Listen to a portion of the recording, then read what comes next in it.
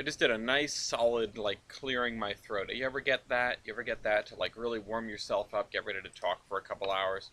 I was hoping the stream would start with that, and I did it, and then I clicked the button. I don't know why I hoped something would happen that I made not happen. But anyway, welcome to another episode of Under Construction. I'm your host, Ellis, otherwise known as the Admiral. Today, that was not nearly as good as the first one, I'm sorry. Today, of course, we're starting off the same way we always do.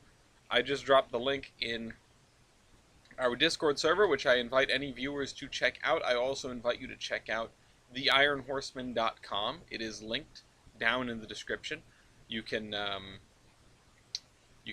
visit it and the Discord server from there. But before we get started, before I go and throw this link into the Trainz official Discord, which, you know, I don't know if it makes a difference, but I'm giving it a shot. We're going to do our daily ritual, or our weekly ritual of playing not Tetris and seeing how it goes. No promises that it's any good, as usual. Get that over there, and then I can actually put this. The longer I can make it look like regular Tetris, the better things will be. Okay, we're already over that. But if I put... Oh, okay, I did lose one off of that. That's not really a bad thing. Put this down over here. Put this down right here. And if you hear yipping, that's not Lafayette. We have a visiting dog. We have my dad's dog here. His name is Benny. He's very small. I can't remember if he came on the show last time he was here. But he's small and he's got a big mouth. He barks more than Lafayette does. At some point I will put enough weight into this thing to tip it over. I'm trying. I'm trying. It's not going, but I'm trying.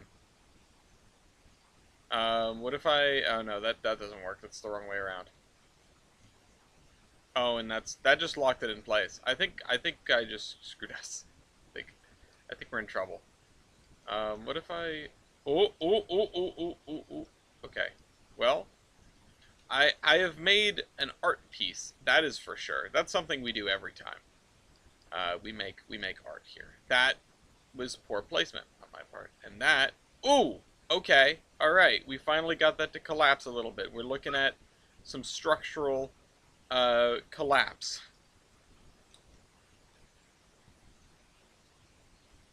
Okay. Let's put that there. Put this here. This is not going well. This is going to be the shortest round of not Tetris in a while, if this keeps up. And that's fine, because we're starting late. You know, it's 7:30, not 7 o'clock Eastern Time. I always start these at around 7 o'clock Eastern Time. That's my goal. Every week, every Thursday. Although not next Thursday. Next Thursday is my 4th anniversary with my lovely fiancée, Gloria. And, this is already over. Oh my god. 396 points. What a disaster. What an awful, awful disaster. We got 11,000 points once upon a time. That's crazy to think that we just collapsed like that. Oh well. Now it's time for me to drop that link into where it goes. Copy the link once again. And I'm going to go put it in the Trainz official Discord, and then we'll get started. I am really sorry if you can hear the dog. Like, I'm really sorry.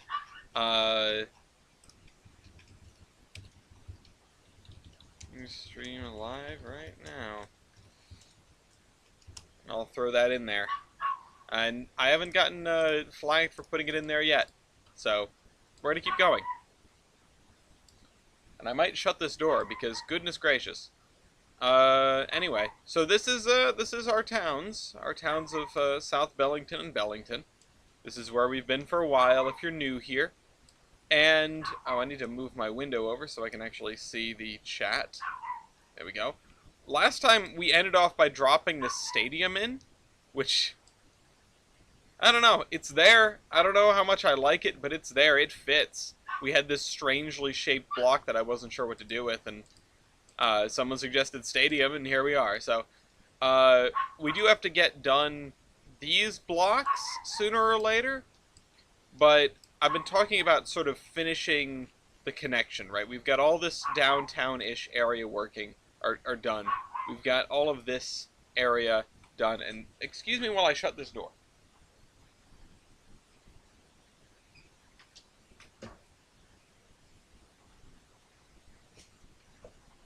He noticed I was shutting my door, which is never good. Now he's going to come in and he'll either sit at that door and bark, which might be louder, or he'll find a way around. But the first thing to do here is we just need to get the texture in here. I don't actually think there are any other buildings we need for this area, so we need to think about, okay, parking lots, grass, and I think like the back half of this is going to be grassy area. Forest floor darker. Underneath this, which this is an ice loading thing for stuff from the meat packing plant over on the right.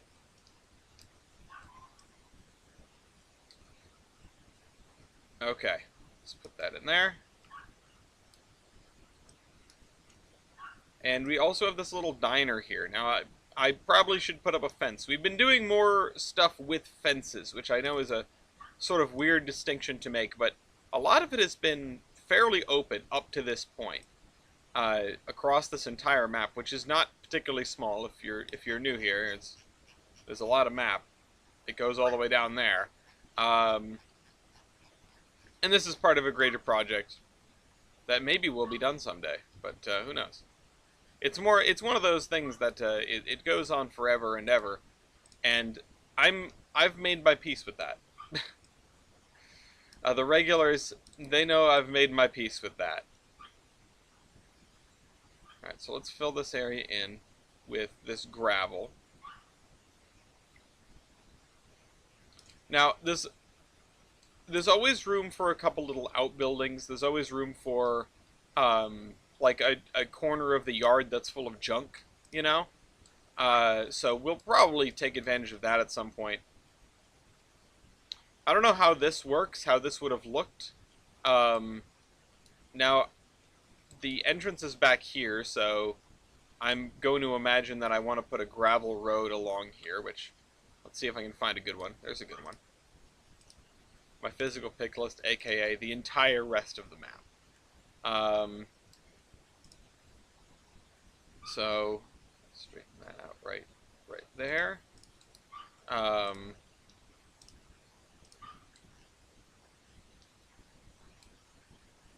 And I want to run this behind the building, like fully behind it, so back here.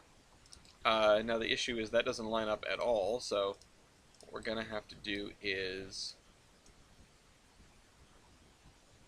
either something like this, which honestly doesn't look great, or just a straight line, or along this. Yeah, okay, let's do it along the back here. That makes maybe a little more sense, or at least it looks a little bit more aesthetically pleasing, because we can run it at a right angle to this. Does that make sense, though?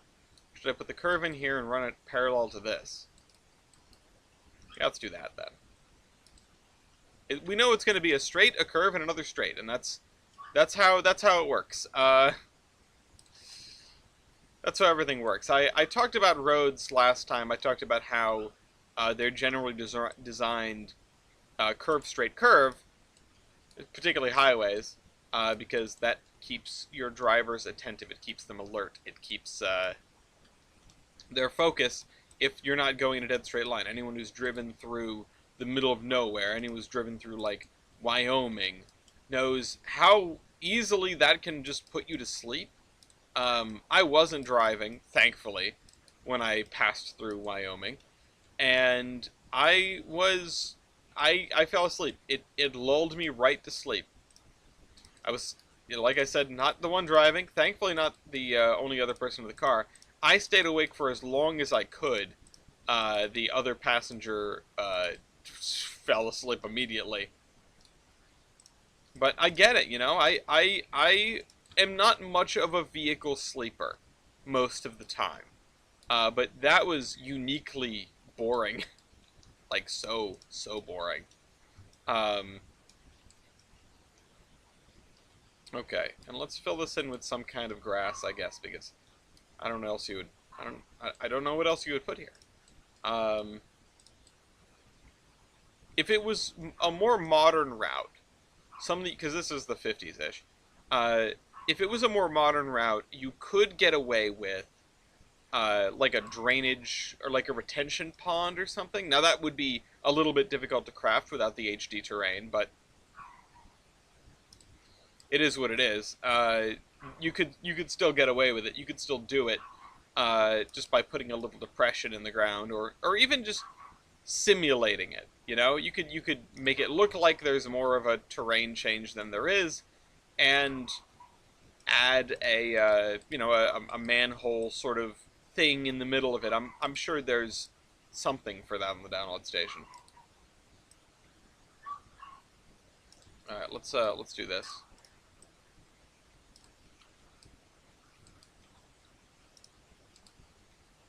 We're gonna need the nicer grass or the thicker grass for this, like this.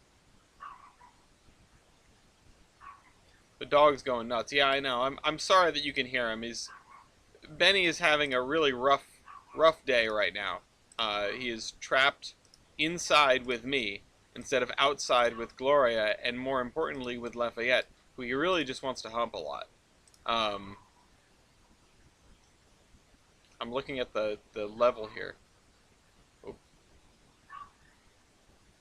yeah. I'm gonna message Gloria and ask them to please come get him.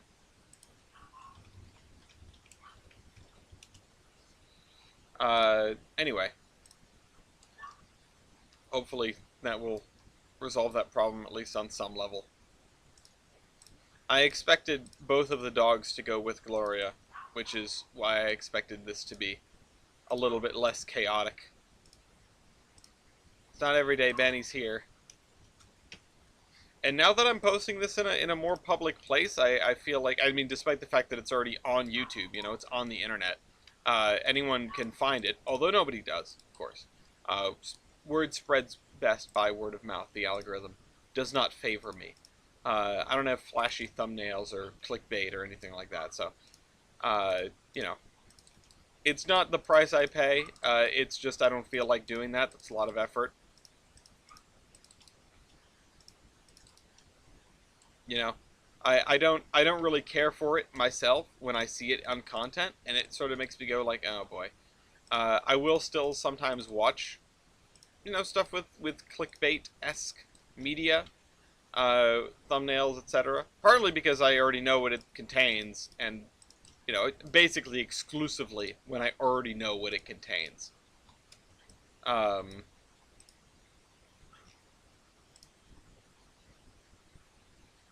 anyway, so like Levy chess, Gotham chess videos. It's like, okay, yeah, I know what I'm getting out of this. If this was something that I went outside to see the Northern Lights. Oh, the Northern Lights are in town. That's always cool. I doubt I would get to see them here, considering they are so easily drowned out by light pollution, and Providence has no shortage of. It's just the way it is. Um, but one of these days I'll see the Northern Lights. One of these days. I'm gonna try to stretch this out, but also we started, half an hour late, so you're really not late. Um, this is the problem. This spline still isn't quite small enough, and without it, these yards seem pretty darn empty. But I'll leave the runner a little bit more grassy than anything else, and that other spot up there at the end of the stub tracks I will leave. I'll make that grassy as well. Just a little bit grassy.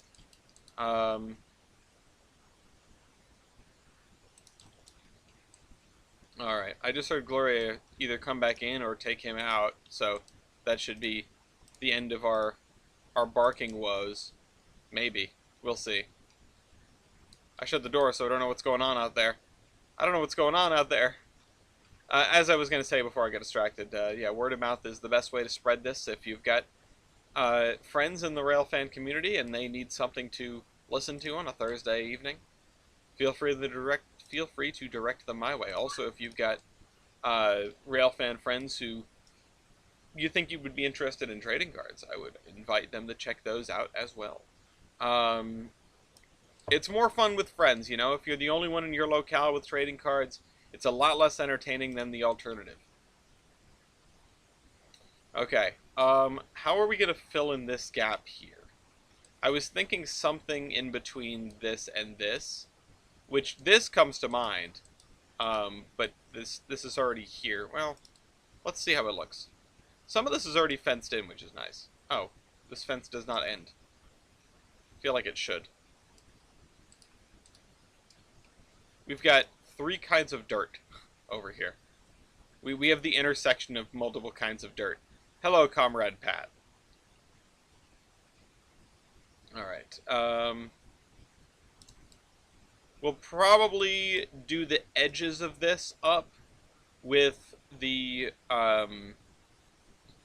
grass or the leaves and dirt, leaves and mud, whatever it is, because it needs a little bit more texture than what I'm doing right now.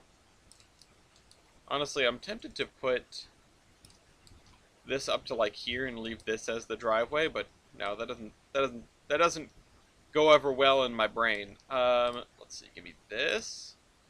The dirt and leaves, yep. I said leaves and dirt, same thing.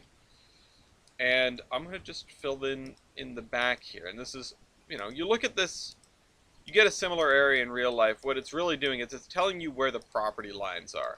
It's telling you that, okay, who's responsible for what? And there are plenty of areas that are not unlike this, that are just kind of blighted. Yeah, no, I'm sorry, Orion, we're late tonight, and we're not even going to be here next week. Next week, like I mentioned at the top of the show, is my 4th anniversary. We're going out for that. I don't know to do what exactly, probably just a nice dinner. In years past, we've gone and done little anniversary trips, but we've had so much packed away this year. So much to do this year. Part of me really wishes... Oh, what was that? Give me this. Oh, that's much smaller than I thought. Damn. I was hoping it would take up this whole area here. Thank you, Pat. This doesn't really make sense for this area, but I'm gonna leave it. It's aesthetic. You see these all over the place, you know? Or I feel like you don't see them all over the place, but you see them enough that, like, the thought of one sticks out to me.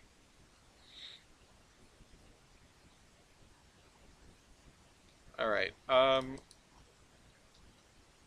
just crushed cars. I mean, incredibly low poly crushed cars.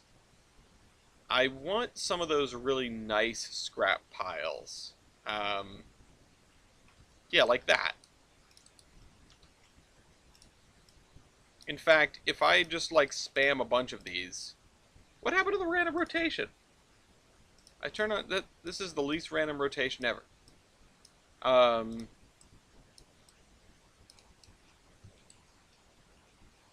Hang on. Did I accidentally turn that off last time I was filling in the settings? That's not the settings. Settings. Interface settings. Randomly rotate new objects. Okay, well that was the worst random I've ever seen in my life. I guess this one just is not randomly rotated. I mean, look. Oh, that one's different.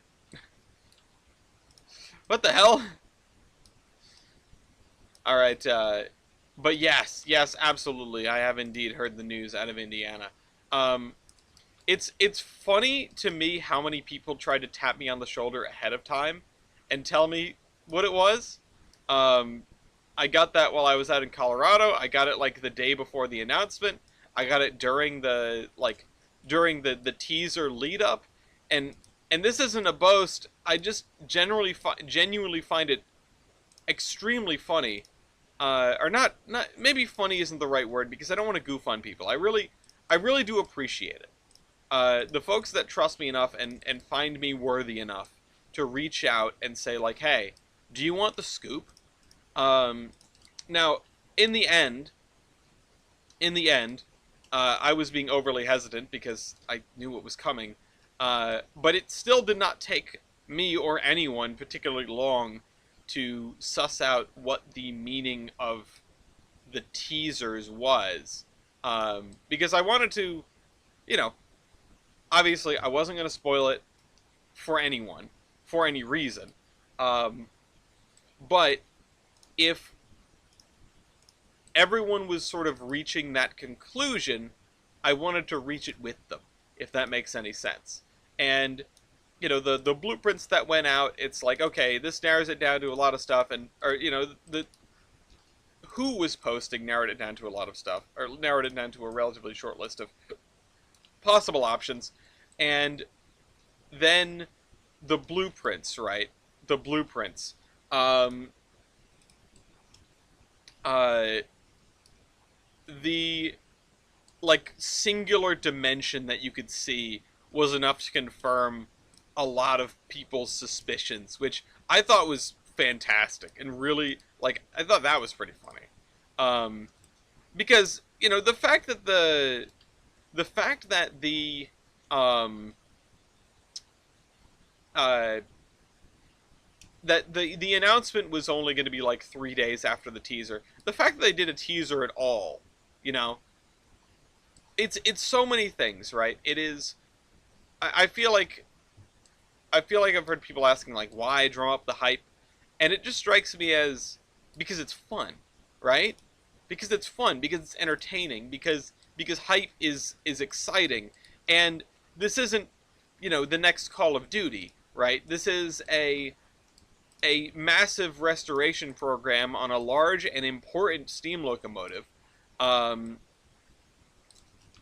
a New York Central engine in a world where we have no operating New York Central locomotives, and yeah, somehow even the Pennsy has them beat. Uh, but it's it's something that I don't think, unlike the next Call of Duty, right, cannot be a disappointment. At least not immediately. Not like, oh no, things went wrong, we gotta can this now. Or, things that it's released to the world and, oh, no, it sucked, right? Uh, PR from the grave about darn time. The PR has one operating steam locomotive. There's an 060, which is hardly a PRR engine, but it is what it is. Not looking a gift horse in the mouth, right? And I don't think anyone should be looking this announcement in the mouth. You drum up all this hype, and the reason is because you need to get donations. You need to get people excited. This is an orchestrated, calculated measure. It's a PR campaign to make everyone go, oh my god, they're restoring 3001, let me chuck some money at them. And I probably will too at some point, although I bet you what I'm going to do is I'm going to go and I'm going to send an equal amount of dollars to the T1 Trust and the 3001 project, because we do a minute amount of tomfoolery. I have already donated to the T1 Trust in the past, but it's been a very long time. But honestly, and the dogs are fighting. That's great. Benny keeps trying to hump Lafayette. And don't mind Benny's screeching and a noise. He's not being hurt. He's being barked at, and he can't take it. He's like the little sibling that goes crying to mom whenever something happens.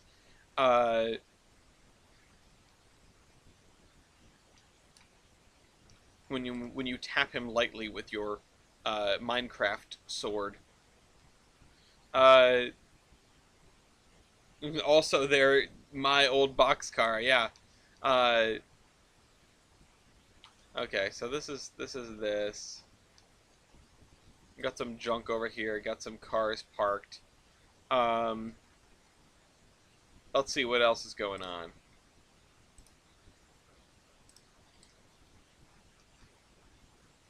This area, I'm not entirely sure what to do with. I've talked about moving this little propane facility, and part of me is thinking, well, let's just put a track in behind here for this. And part of me really doesn't want to do it. I mean, we've got this loading dock here. But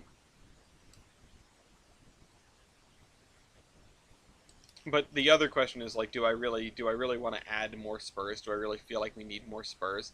Now, we do have this would be flammable. What do these tanks say? Oh, they do say propane. Now I'm not sure about this. If anything, this strikes me as like one of those like liquid natural gas bus terminals. You know, like a city has all the compressed natural gas vehicles. In this area, we already have a few closed down industries. We've got this one. We have stuff that would have been down this way, whatever it was. We have this guy. Again, whatever that was, probably some kind of general goods. And this guy is right up against the thing. We also have we have this, which can be an industry. We have this, which is no longer an industry. So we have a bunch of closed down stuff over here. So, but yeah, no, I guess my point on this whole thing is, I think I really look forward to seeing the 3001 project blossom. I am very happy with their PR campaign. I think they did an excellent job. It's very, very cool, very well done. The teaser, you know, it doesn't really matter that that it was something that could be easily figured out. It was, you know, it was. I mean, it's like they laid clues, you know. And I really I don't know. It's exciting, you know. It's genuinely exciting to see. I don't want to really repeat what I said during the podcast because we did talk about this during the podcast in no small way. But I feel like there are some things that do bear repeating, and it's that despite the fact that we don't know what the world for railroading in the U.S. could look like in 5-10 years. However, we figured it out from one measurement. Well, we figured it out. We narrowed it from like a handful of things to almost certainly 3001 with one measurement. But that's the thing. We had to know that 3001 was in play. I mean, there's a lot of engines on Locobase. You could have started looking at anything with 76 inches between the drivers. And that would have led you down a whole lot of different rabbit holes. I bet you there are quite a few locomotives with 76 inches between the drivers. Really, all that tells you is the driver diameter is somewhere less than 76, probably in the vicinity of 70, low 70s, high 60s. And I think, you know, again, I don't really have a problem with the PR campaign. I'm not going to scoff at it, you know. And beyond that, this was told to me on 2 separate occasions. I managed to forget it in between, which just shows how little staying power this has. This knowledge has. The sale of 3001 was part of an earlier agreement that was public. It was public, but nobody goes through, you know, city council records for fun. So, you know, it was it stayed under the radar enough that it was a fun little announcement. Really, my wonder is, how long has it been in the works? And more than that, how long has it been sort of in the minds of everyone that is a part of it. At what point did this plan sort of focus up? You know, because before then it could have just been a lot of different thoughts, like, oh, we want to get like an Empire State Express consist and a New York Central locomotive. Okay, well, what New York Central locomotive? How would we get an Empire State Express consist? What can we buy? What can we find? Um, and I really wonder how long from the first inklings of, okay, this could be a plan, to this announcement. How long was that? How many years did it take to go from A to B? Um,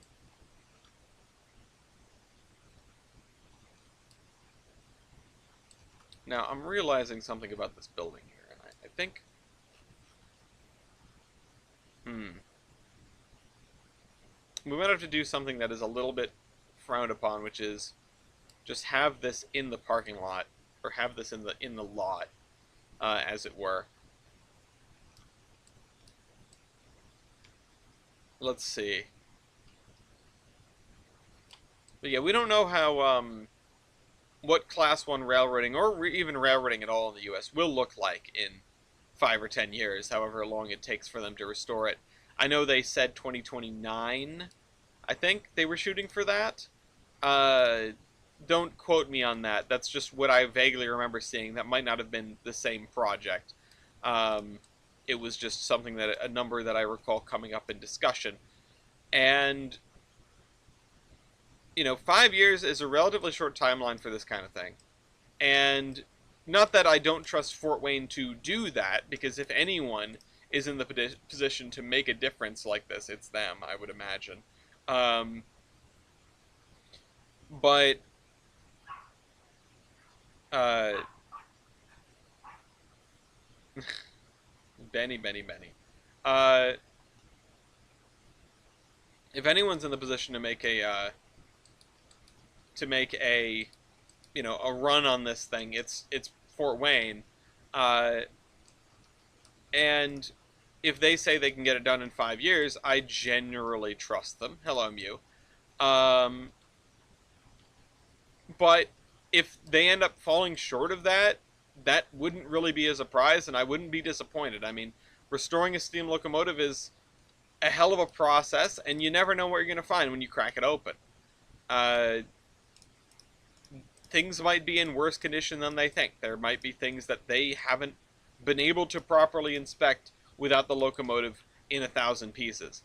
And we'll see. I mean, I hope that their process is transparent.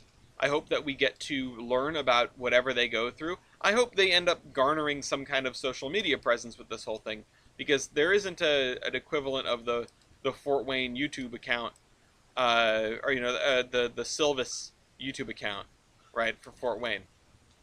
Okay, I think we can get. Yeah, doing 4014 in a similar time frame means that such a thing is possible with the right amount of money. But 4014 wasn't living off donations, exactly as you say. That's on UP payroll, um, and that's important. And that's why I hope everyone keeps an open mind with this project. I hope people can understand whatever comes up, whatever Fort Wayne has to go through, and again, I hope we can do what little we can do. Although some of us are in the preservation industry more than others, and some of us are in the railroading industry more than others. Sadly, I don't think any CEOs watch this show, but if you know any, you could point them my way. That would be very cool. Um, Corporate sponsor for the trading carts, sponsored by Norfolk Southern. No, they're the bad guys. But uh, considering how unpredictable the whims of Class 1s can be, I'm just glad that places like 765 and eventually 3001 have places to run, period. Yeah, no, I agree, certainly.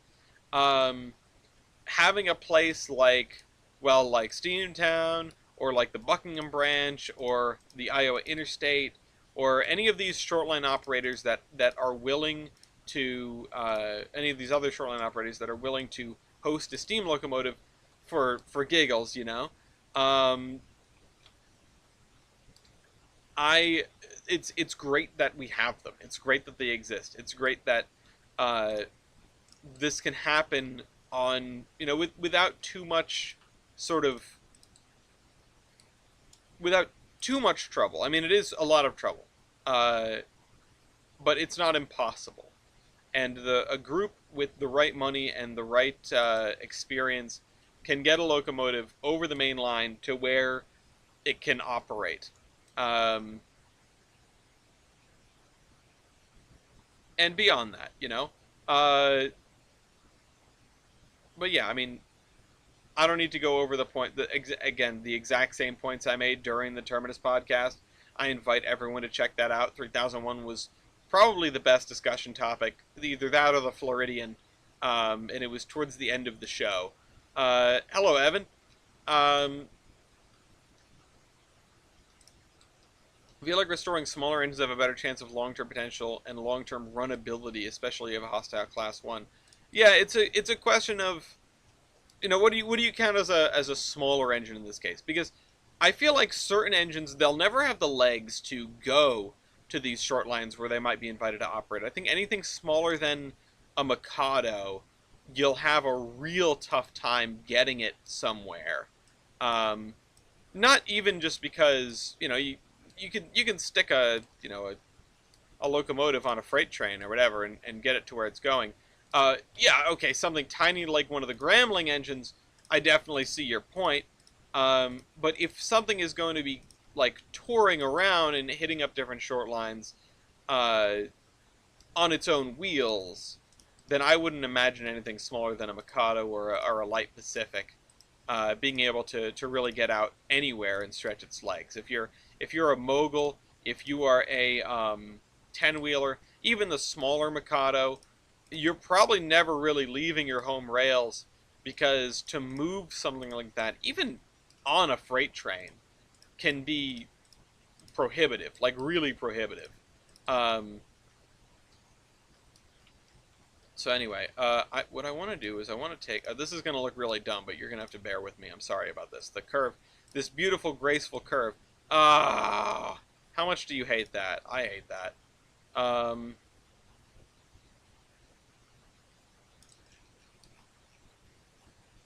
and I need to have spline points right on the edge so I can transition it to the proper rail spline. Yeah, okay. Where's my... Oh, you're kind of buried in the pavement. You guys are also kind of buried. I need to put some crossing boards down, don't I? Those two are fine.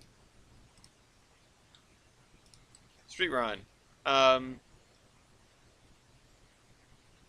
Late mogul or prairie might be the better balance of what's the strongest locomotive you can move without having to pay too much. Yeah, no, I wouldn't expect a prairie or a mogul to go anywhere outside of their home rails anytime in the foreseeable future because it's tough to get something to go anywhere.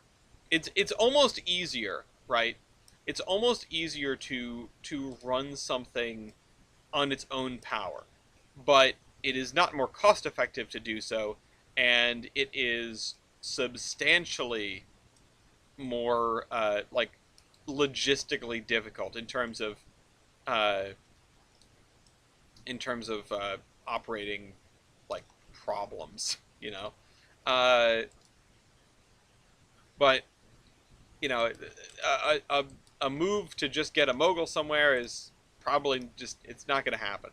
Um, the other thing is it's just you know I'm not saying that these small engines are a dime a dozen because lots of places don't have any locomotives single tier, um, and uh, I don't know. Again, it just seems like it's something you wouldn't bother with. If you've got a small locomotive, you're probably keeping it at home. Um,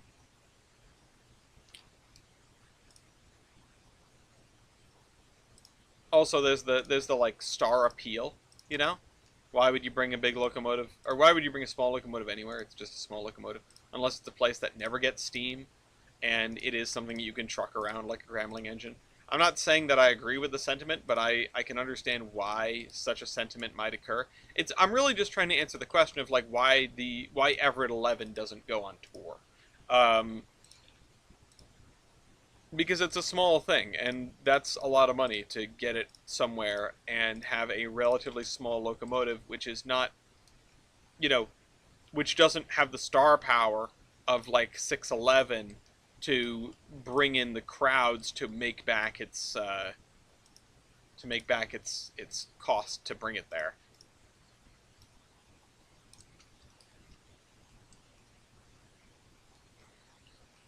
Okay. Um, Part of me wants to just like put a building in this field or like part of a building. Um, do I have anything called ruin? Not castle ruins.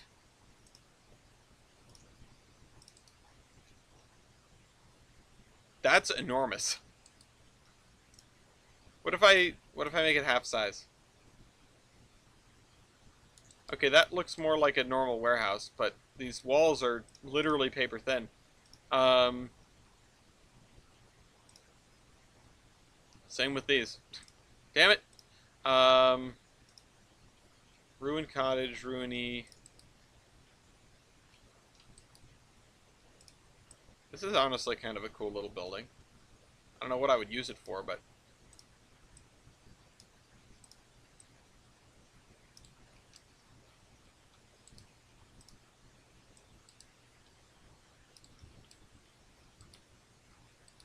you know what? Let's put it like this,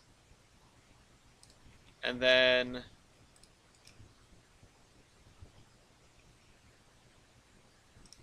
okay. Let's see what we can do here.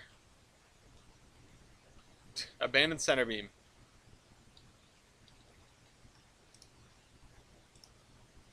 I'm noticing some of these are extremely low poly. Well, that's kind of cool. Um, I think I know where I've last used that. What about this? This is kind of big. It's a little too modern though. I'm looking for something much older that I can put here. Let's see. Abandoned bogey platform. Cooper's garage.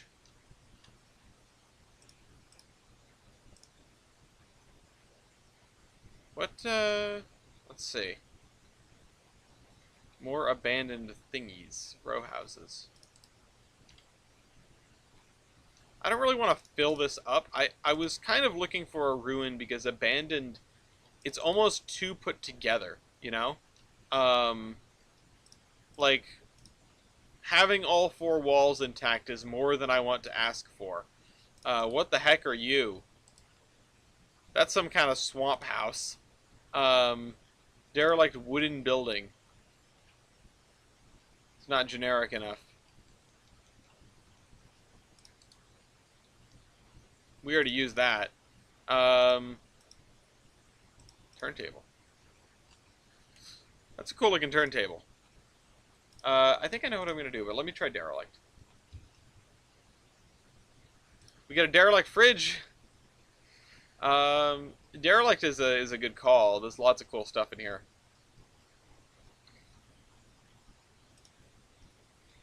Oh, that's what I'm talking about. Okay. So, yeah, I like this. I was going to add just like a wall sunk into the ground for like a foundation.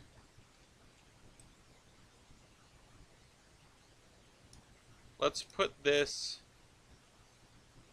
like this.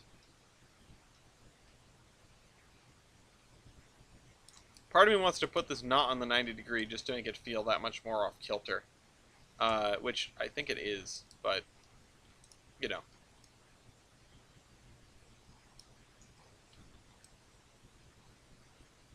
Actually, what we could do is...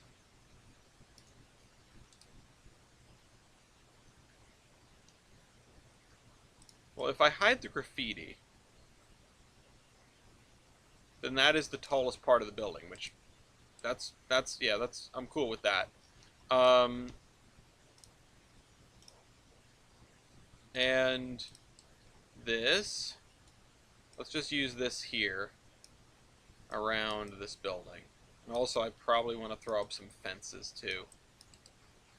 This is when we don't need to be all that specific and precise. Let's get some shrubs. I don't want no shrubs.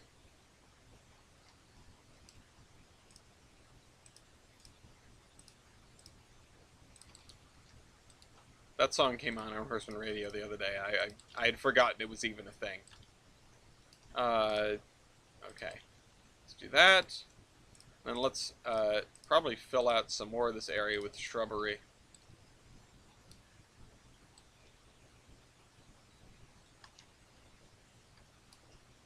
And what about a chain link fence?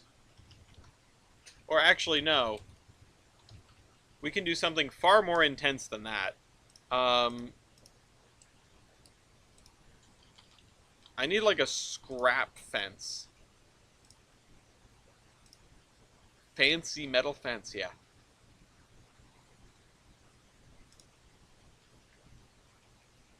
This needs to be the opposite of fancy. This needs to be the most slapdash thing you've ever seen in your life.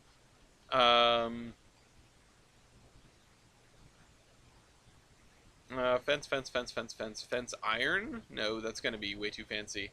Fence corrugated 1942. I mean, this is not really what I'm looking for. But, yeah, no, that's way too nice. Way, way, way too nice.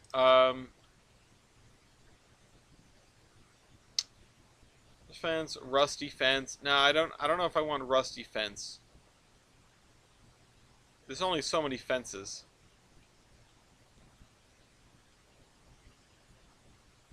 Fence, guard, station fence, 3 of fence, trackside fence. What about...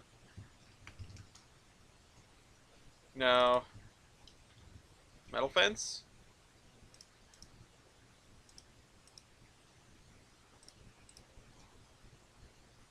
I know I have seen a sort of junk fence. I know I've seen it. I know I have. I just don't know where it is now. Corrugated iron fence. Ah, there we go. There we go. This is what I'm looking for.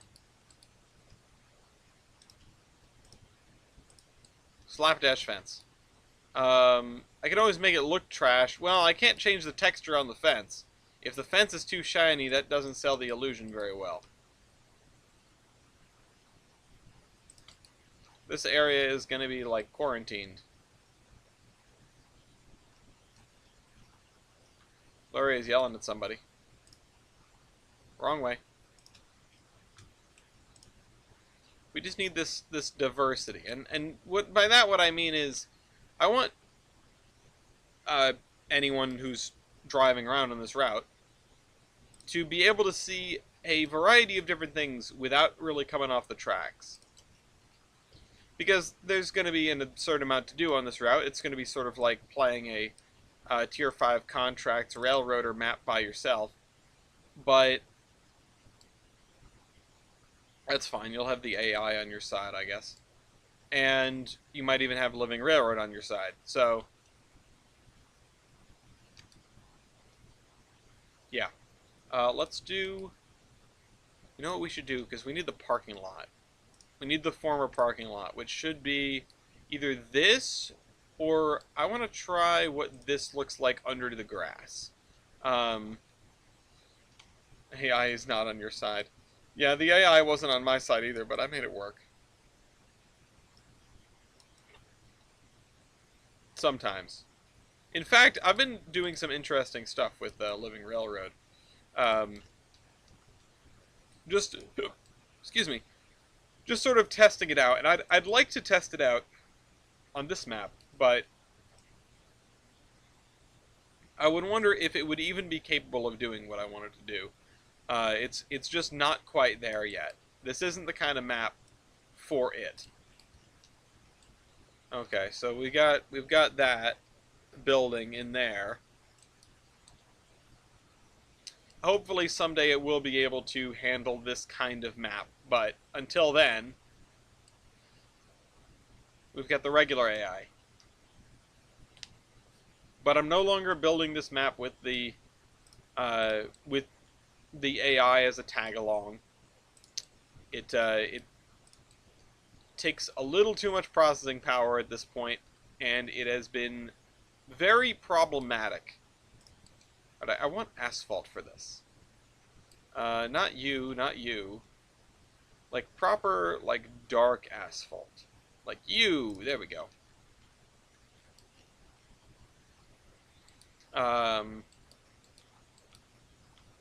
Finally get to use my concrete mixer pump truck. Why don't we have such things in the U.S.? Okay, let's fill this in here. Most of this area is just going to be pavement. For this, what I guess is a store, right? Some kind of store. This is Ideal Market, yeah, so this is like our supermarket, sort of, for this neighborhood, if you will.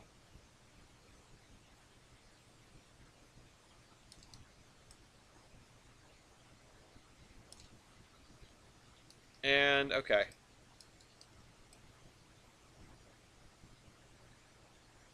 Maybe just not a, maybe not a supermarket. It's not big, it's not super, it's just market. But it is ideal. It says so on the tin. What about the front here? Do I pave the front? At least most of the front, right? At least up to like here, and then we can put grass on the inside. So it's sort of like we have a little garden. Maybe if I had some flowers, I'd put them down. But that doesn't look half bad.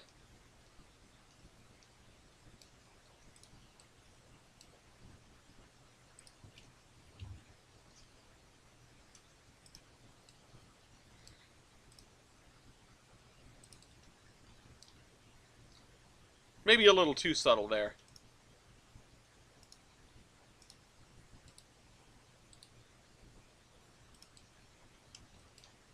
Yeah, that's fine. I know how interested you were in the Empress project. I'm glad to say I have been making headway. That's good to hear. I assume that's what those paints were for that you were showing off the other day? Maybe working on some equipment. Oops, I don't need that.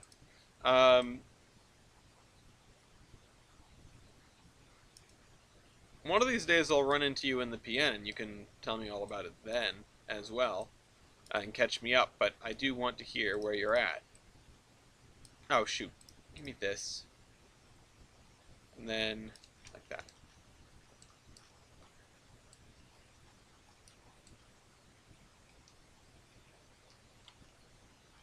These guys just graveled their whole yard. We're gonna need to put in some trees as well to get that filled in.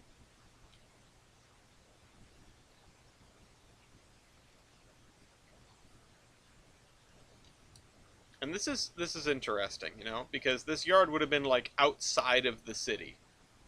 Because all your manufacturing is up along the river here. You've got your biggest factories are this one and this one, which are across the river from one another. This one makes, I think, some kind of food, and this one probably makes munitions, if I had to guess. I'm not sure what though. The way these are reminds me of snowbird paper.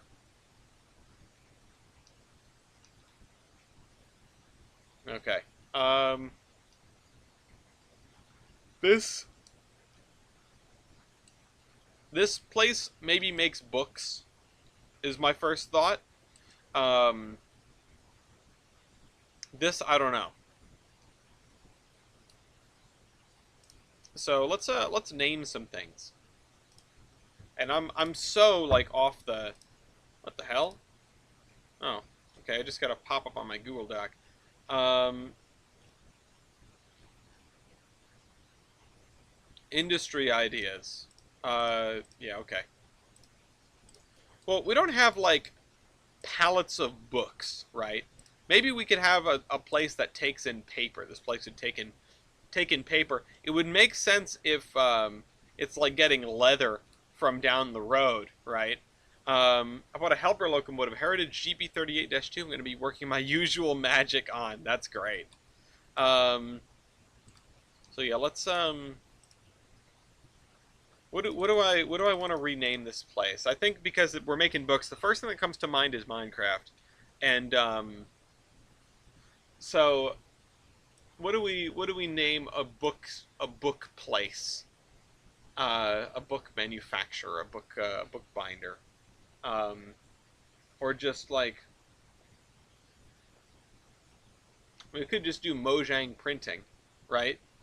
For now, I'm just gonna write that down.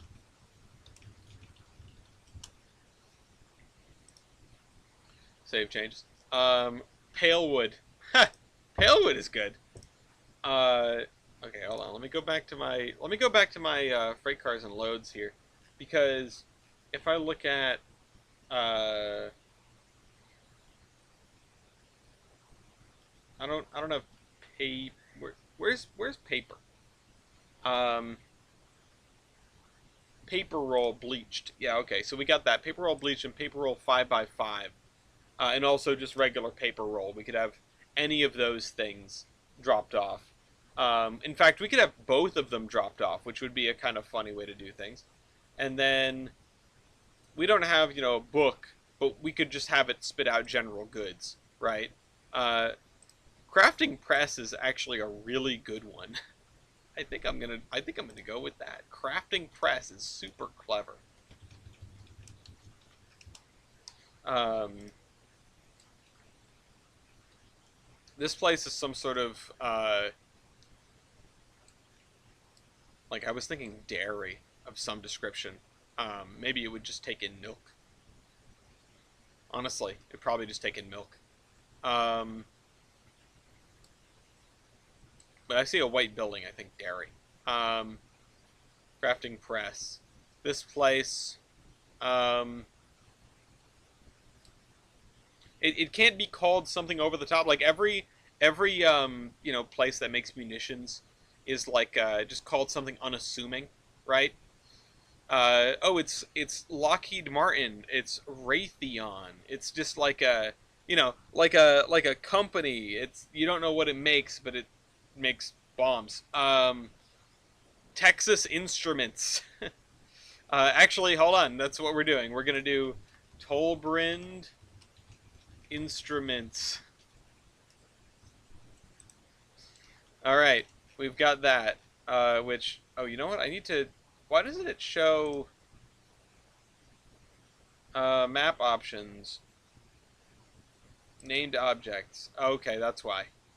Um, SpaceX. It does explode. Um, FH Tannery, Ameren Meat Plant, coal unloading pit 1 east west. This actually, I think I want to name after, and I might need to fix the way that works. But I want to name this after the old town, which is Derry. No, it's I keep calling it Derry. Dells. Um, Actually, no. You know what I'm going to call it? Because Dells around here is famous for Dells lemonade, and uh, Dells lemonade. We're going to call this Lemon Power. Uh, the first violin played in space played Duel of the Fates while in orbit. Perfect. Um, Lemon Power. This is all. I'm not going to bother with that right now. Ameren Meat, FH Tannery. Which can't remember what that stands for. Eola's Bread. Crafting Press, Tolbert Instruments.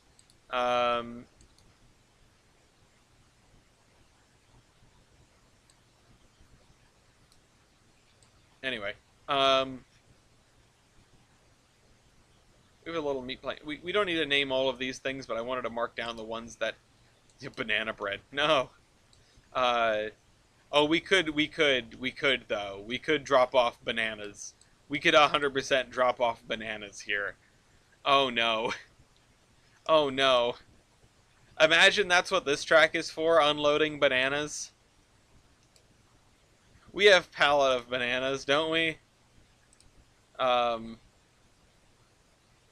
We have butter on pallet, beer pallet. Um, we don't have bananas on pallet, or is it called pallet of bananas? Palletized goods. Um, Control F. Banana. No, we don't have bananas. Like we like Monkey Bananas cannot actually I cannot deliver a box car full of bananas to Monkey Bananas. I'm sorry about that. It's just not how it's going to work. Um,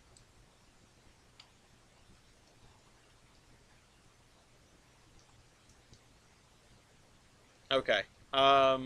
Is there a produce commodity, like just generic produce? That's a good question. Probably. I think so, actually. PR propane. There's perishables, but that's a narrow gauge only commodity. Uh, Product for your OD. No, there's no produce. Not produce. Produce. No. What about fruit? Oh, this fruit pallet. That's right. Fruit pallet, fruit canned on pallet, and then a commodity just called fruit and vegetable. So I think we have an industry on Sweet Carolina that produces bananas. Sweet Carolina, bum bum bum. Yankee what? Neighbors thought it was Morse code? Huh? Okay. I'm gonna put on my best Steve Harvey. Huh? Um. All right. Anyway, back to work. Now we named our industries. We marked down what those are going to be. The thing is, we need to think of connections, consumers, movies delivered to your house, big truck, long distance. Uh, we need to think about connections, right? I'd be disappointed if PFE roofers existed in the game didn't have a fruit commodity to carry. Yeah, no, I agree with you, but you never know with this game. Half the stuff doesn't have any commodities at all. It's an extra effort for people to throw in commodities, and I always appreciate it when they do. But if you don't, I mean, you made a freight car to shuffle around. That's something. I mean, half of everything on the download station is a reskin of something else on the download station. So you're really at the whim of whoever made the original asset.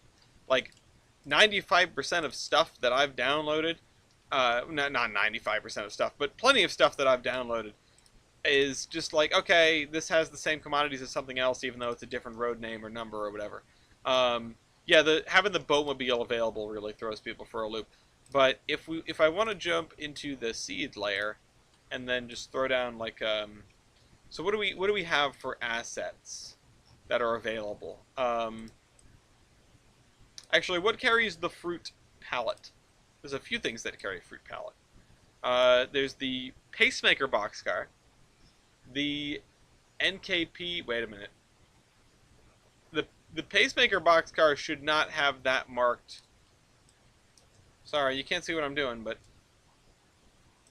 the pacemaker boxcar can. But something carries 70. Oops. Sorry, I'm fixing stuff on the spreadsheet right now. Give me a second. What carries 70 fruit pallets? Fruit pallet. I'm still scrolling. Oh, the PFE reefer. Who could have seen this coming? And it also carries 90 general goods? What on earth?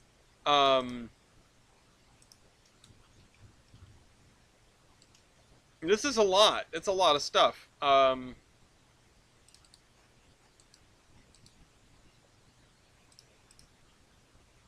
These are just as OP as the PFE reefers in OpenTTD. Fruit pallet. Yep. It can carry more because it's iced.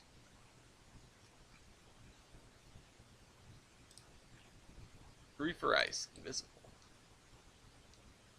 I'm just going to leave that there.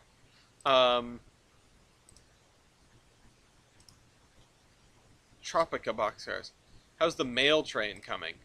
I haven't done anything with the mail in a while. Next thing is going to be mail, setting up mail over here, and then maybe setting up something back in Tolbrin or back in Olive for mail, or express cargoes or what have you. I don't really know what I'm going to do with it. Again, it's logistically difficult, you know? Um, it is the kind of thing where if you don't really have a plan as to what you're going to do with it, like I feel like you have to think outside the box to manage mail on a like a free drive kind of scenario. Um, because otherwise, most of the time if you're picking up and dropping off mail, you're picking it up from one place and you're dropping it off somewhere else, and that's as far as scenarios go. Scenarios only really care about loaded and empty cars, and that's why Trainz is the way it is. I've said it before, but if we could get cars to load over more than 10 seconds, as in load over time, a la how trains work, uh, trains would be a much better sandbox for that kind of thing. I am hoping that Railroader, in its, in the way that it operates, will sort of be a window on the world to people making train games or iterating on existing train games in this case, uh, to show them that people are really interested in having realistic commodity loading that takes real time. Um, because outside of scenario play, where you are coming into something, you're doing it, and then you're done, having it so that you leave a car somewhere and you come back to it in a few hours or a few days even, uh, it is a more rewarding experience. At least in my opinion, it's a more rewarding experience. Uh, Good evening, Mopac. Uh, Fellow comrades and Mew. I like how COS has that option, as well as a fire engine red Shay. Yeah. I actually haven't watched all the way through that devlog yet. I haven't really had time for the devlogs. I am really, really excited about COS. I think it's going to be great. But I do not have time to follow it as religiously as I could.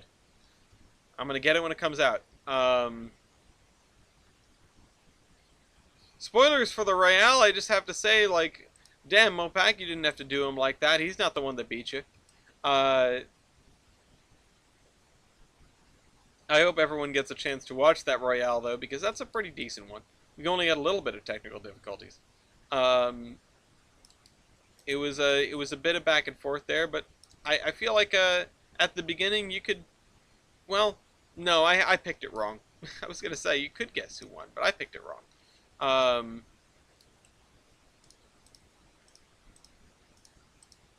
Okay, let's fill in the grass here, and then do we go through and do trees over here? Do we maybe? Do we not? Alright, let's fill this in. We got some sparse grass here. Okay. Now we have this filled in. Would you look at that? Barrel of flowers? There we go. How about a barrel of flowers, everyone?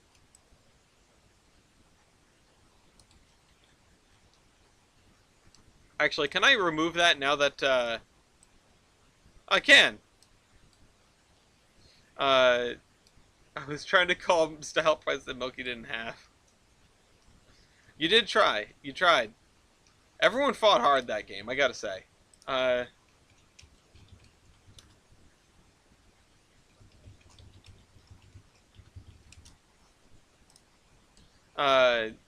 Prefer root beer. I prefer water, honestly. I'm almost out of water. Baby, I found something we need for our wedding. Well, your definition of what we need and what we actually need. No. Come on. It's at the ideal market. How could it be anything but? Ideal market, right? You see this? Mm-hmm. Oops. I'm on the ground. Barrel of flowers. Mm-hmm. Barrel of flowers.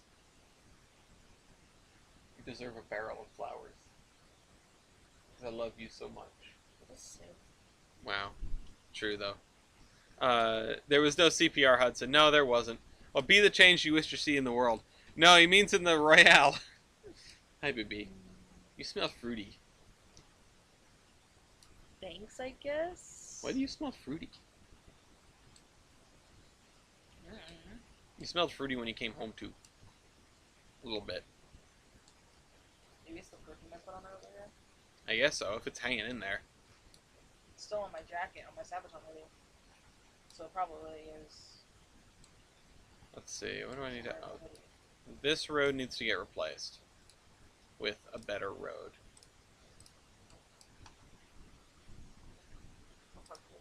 Okay, I wasn't sure what you...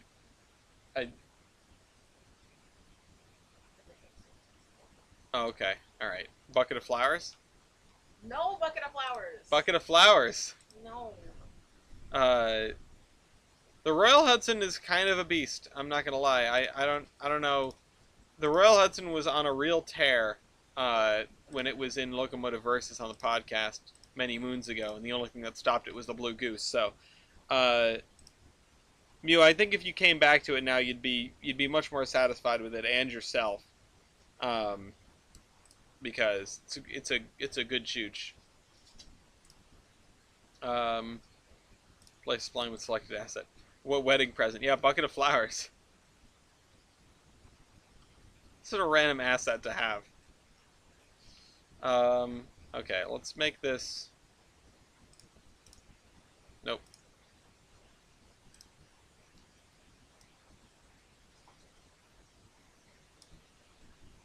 I can't believe I have Pink Pony Club just lodged directly in my head. Why can't I see you. See you at the corner of my eye. I love you. Love you. How come I can't add a spline point? Oh. Wait, what did I just move? What is this? What the hell? There's a piece of road under here? That was strange. I was like, why can't I add a spline point? If the Blue Goose, Royal Hudson, and in the later P classes had a oh, it's being covered. Had a child question mark.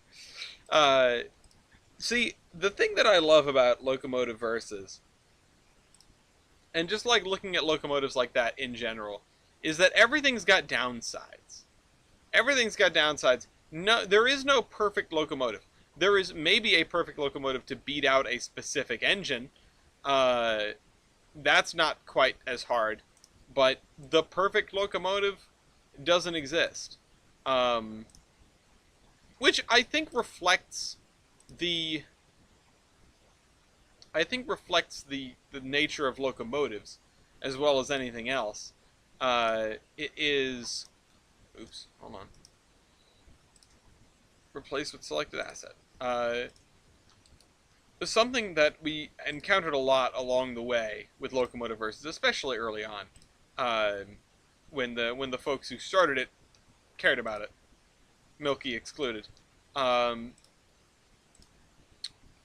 The fact that there is no perfect locomotive, and as far as real life is concerned, there is no, there is no answer to all of the problems. As far as steam locomotives go, that's actually one of the big things about diesels. It's an locomotive most of the time. You could get away with a number of SD40-2s for just about any job. Any job you could want. Just pick the right number of SD40-2s and be on your way. Whereas steam power is very much, I need that locomotive for this job. And that makes Locomotive Versus, that makes the world go round. Because there's no perfect locomotive. What did I just do?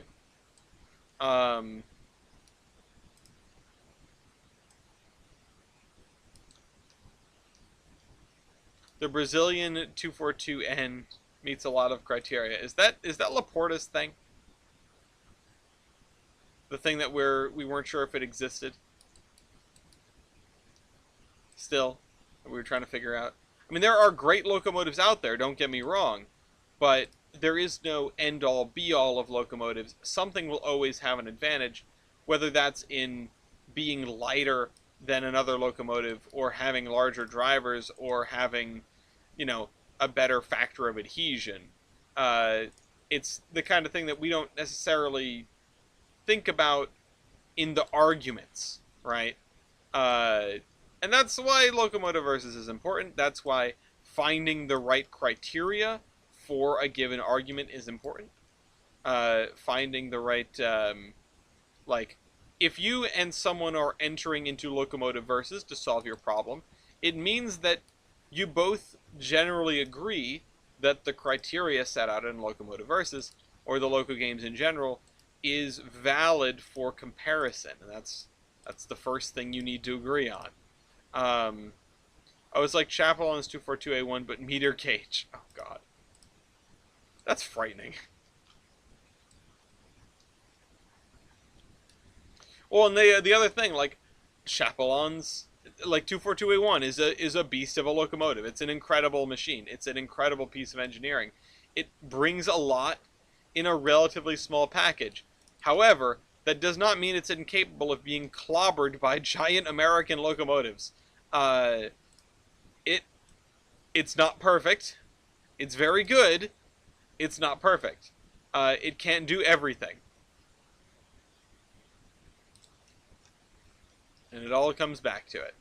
Okay, let's add a spline point here. We need to work on some residential area. I don't know what, though, but we do need to work on some residential area. There is far too much residential area that is going untouched at this very moment, and we need to go and fix that at some level. Oh, whoops. I should probably grab one without a street line. Yeah, you. Nope, you. Damn it! 50-50 shot, you always get it wrong every single time. Okay.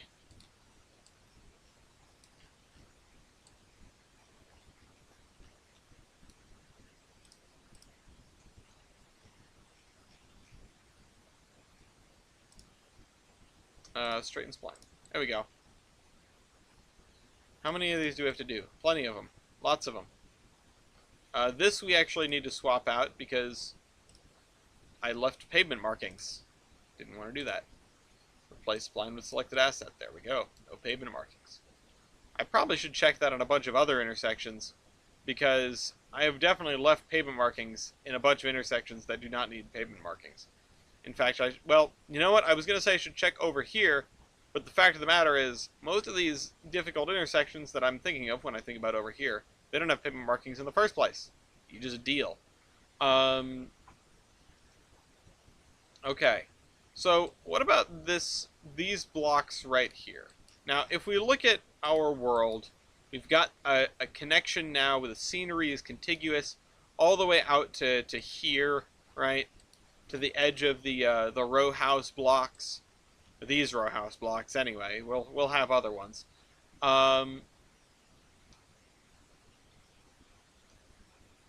And these need to get filled in. Now, I think this block has all the buildings it's going to have. This has the Monster House and the Ghostbusters here. This has got a little house and that. This is like Series of Unfortunate Events house. What is this building?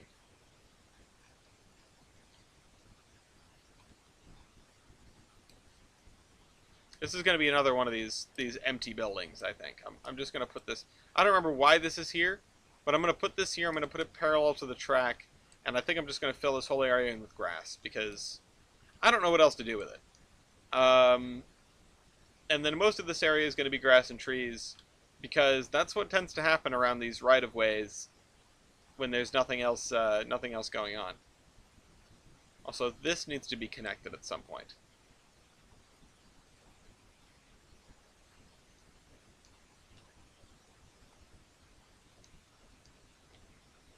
Hmm.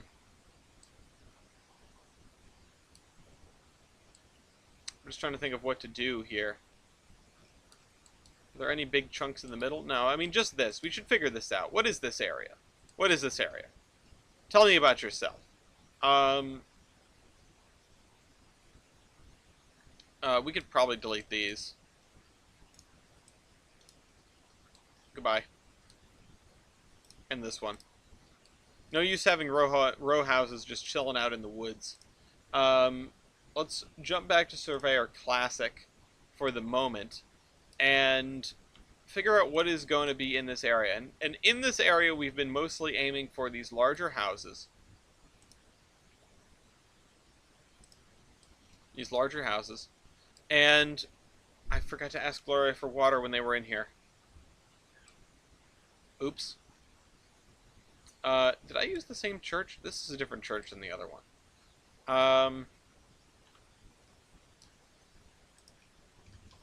What if I type in ranch? Do I have ranch? Ranch Hotel. Whoa. Well, that's pretty cool. Looks pretty modern, but it's pretty cool. Oh, this is nice, actually. We can use this on this street. More or less parallel with this house here.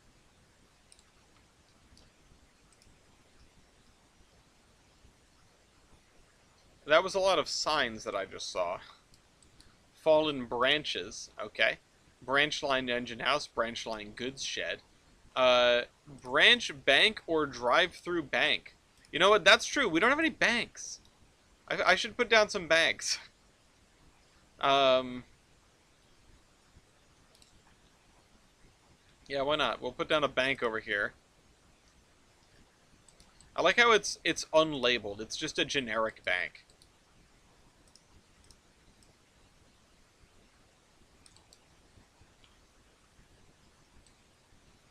Okay, so we've got a bank. How about that? What else can we get in here? That came from me looking up ranch, so you never know what you're gonna find. What the hell? What is going on here? What is going on here? I feel like I should recognize these people. What are you doing? You don't belong. You're much higher. You know what this is? You know what this is? This is a cut. This is people standing by like a cutout. What is going on with this building? Can anyone identify those people? Oh, we did get some ranch homes. Okay, that's nice. I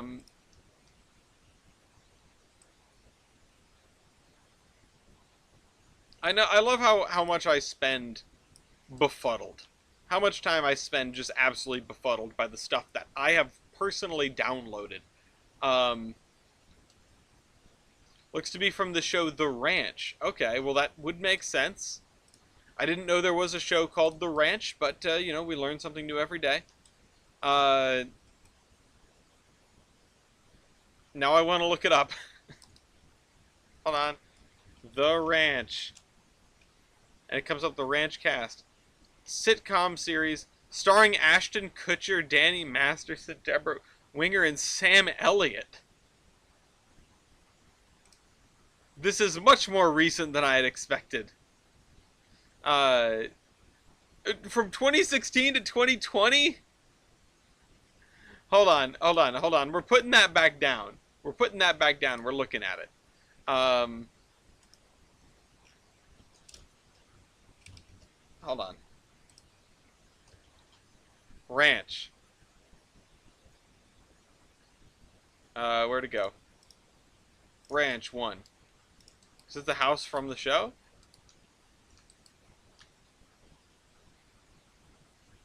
I mean, these guys are like 3 pixels in total, so... Who there looks like Ashton Kutcher?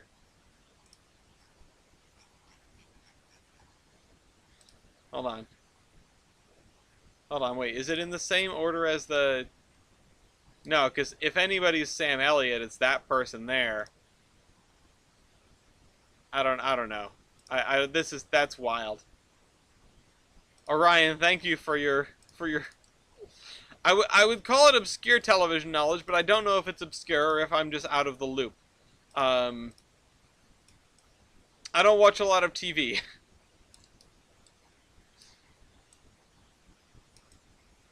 Okay.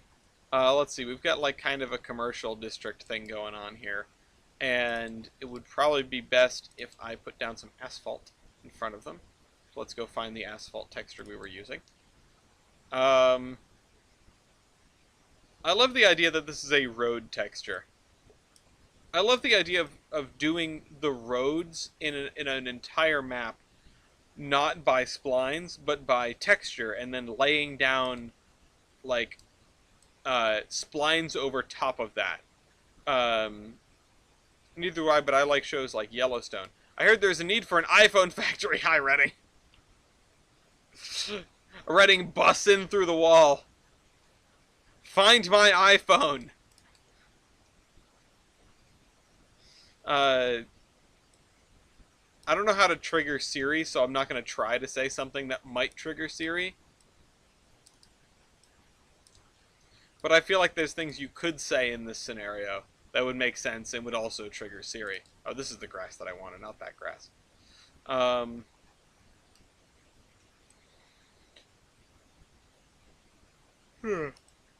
Oh, is it hay? Okay. Because my phone is okay.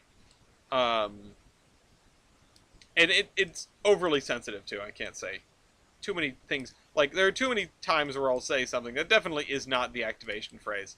It's just like kind of a vaguely similar sound of syllables. That's how you know. That's how you know they're... And you'd think I'm about to go the opposite way with this, but that's how you know they're not really listening all the time. Otherwise, they'd get it right. No, I want gravel in the back. Loud, obnoxious. Zzz, zzz.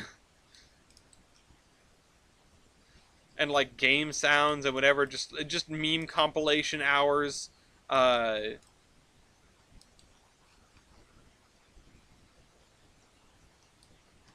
Okay, and this side I probably want this texture.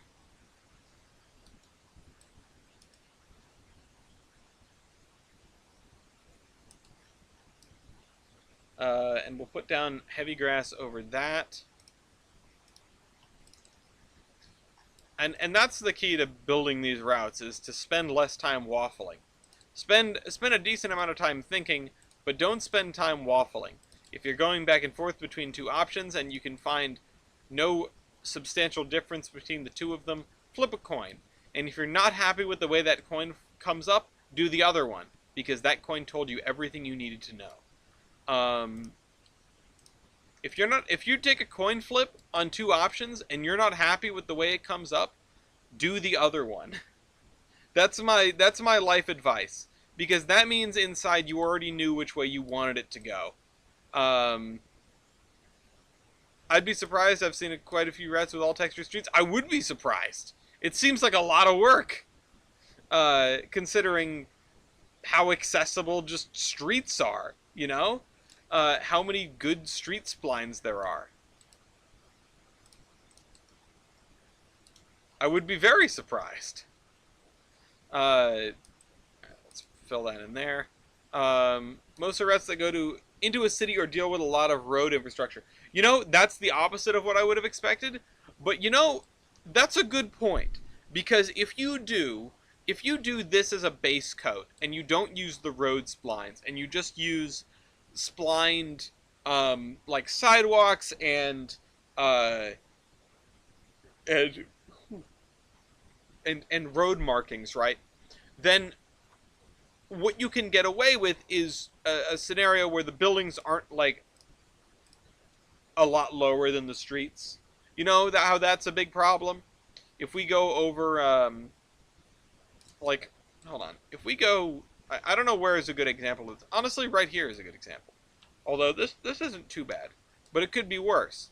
The fact that these sidewalks and these roads are lifted up off of the ground means that your doorways have to be a little bit higher, or the sidewalk consumes the bottom of the door. That's not ideal. Also, the fact that the sign hangs way out over the street is probably... You probably can't do that. Someone's gonna hit that with their car. I'm so happy with our little main street, though. This is great. I can't... Hold on. Can I take a walk? Let's go for a walk down Main Street. Cruising on down Main Street. Zoom all the way in.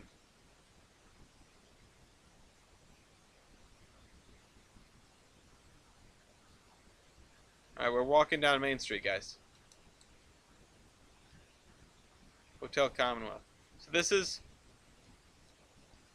Dryburgh and Esperance Valley kind of kickstarted it. Huh, interesting. I can't, like... Oh, I can't hold control to speed up. Look at that. Hope nothing's coming. Oops. Oh, the camera is super sensitive when I'm down here. Well, let me just set up my tripod here. Whoa!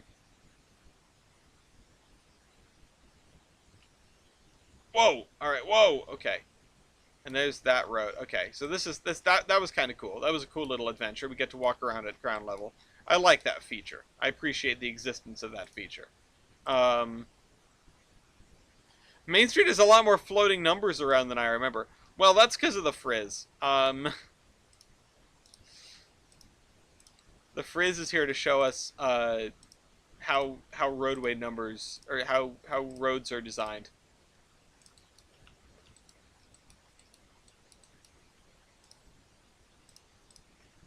The other day I was like compelled. I didn't do it, but I was tempted to like look up Magic School Bus on YouTube just to see what was up there on YouTube for me to look at, and because I haven't like thought about that show, and I was just wondering how well it holds up. I don't doubt that it does. I just wonder if it could still capture my imagination as an adult the same way it did as a child. I feel like I missed out on a decent amount of that kind of science-y programming because I never really watched Bill Nye. And Bill Nye is, of course, the real one. He's a real one. We love Bill Nye. We stand Bill Nye in this house. But Magic School Bus Lost in Space. Only ever watched the episodes where they went to Mars and like inside that one kid's stomach. Yeah, I remember them going inside of one of the kids. I don't know. I don't think it was the stomach one. I think it was like a blood-related one. The Magic School Bus is outdated in terms of new science. Yeah, I don't doubt that. And on top of that, it's probably like, you know, it's elementary school science. It's the science where you go, and this is going to dovetail really nicely into another thing I wanted to talk about. It's the science where you get to college and you realize that they just taught you all of the science wrong for fun. But really what they did was simplify things so that your child brain could possibly even begin to wrap its head around how the universe works, you know?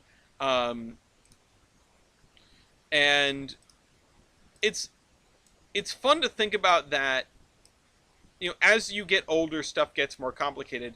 As you get older, you learned that there is more that was always there.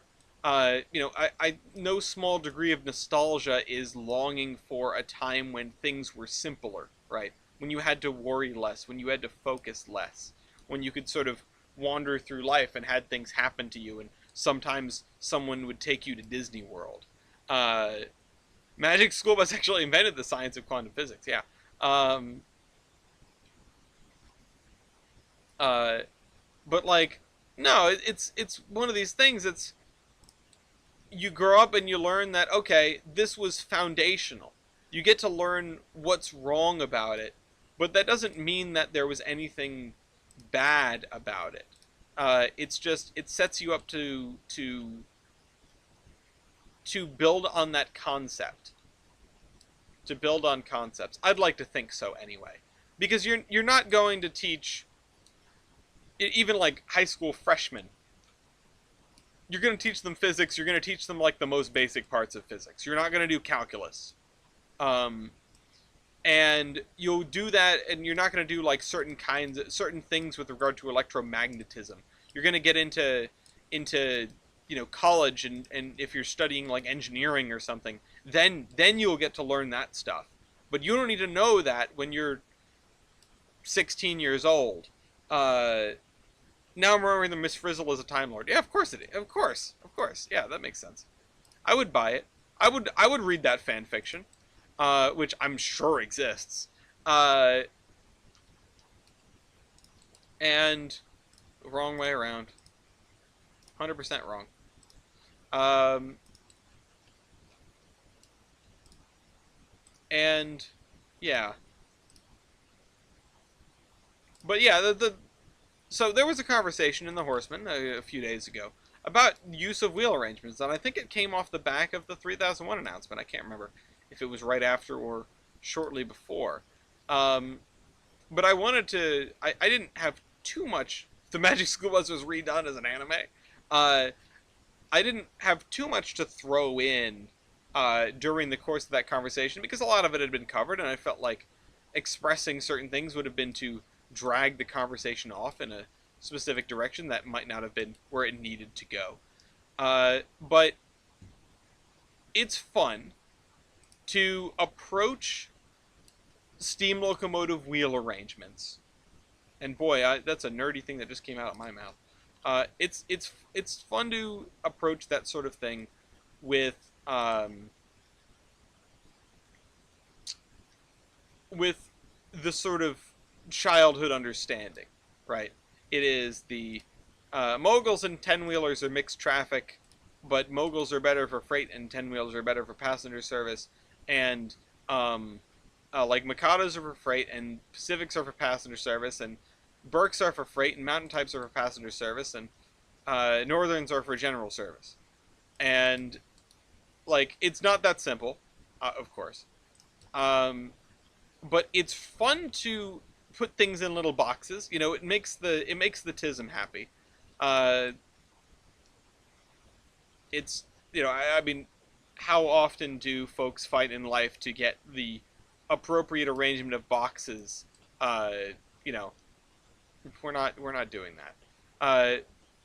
And get like themselves in the correct box, and that makes them happy. That makes them feel whole, and it's important. I mean, I don't mean to undersell it, because genuinely, being able to find your people, being able to find a label that suits you, can be incredibly empowering. Uh, Personally, I don't ascribe much to it, but I've never been in the position where I've wondered that much. That's a privilege that is granted to me. Uh, is it a beneficial outsider's perspective, or is it a blind spot? I don't think I can ever say. Uh, all I can say is what my perspective is and what my thoughts on any matter like that are.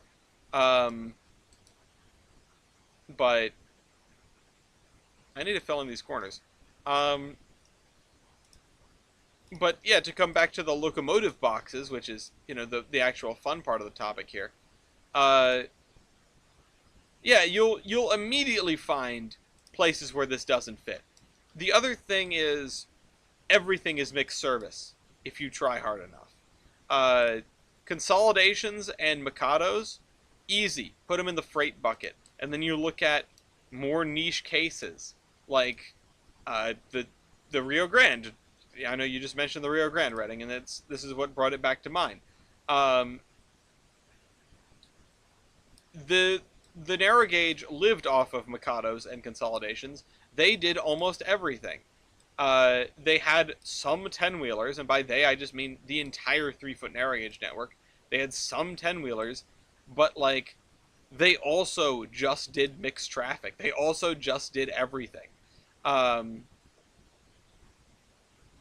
you fail to be capable of putting stuff in the boxes because there are no boxes, because everything explodes them. Uh, and that's, it's good to keep in mind. Good to keep an open mind. Um, I don't have a box unless said box is whatever takes my fancy. Um, well, that's sort of where the boxes come from, I would imagine. Um, but I don't think anyone could really manage to get away from it entirely, to get away from labels and expectations.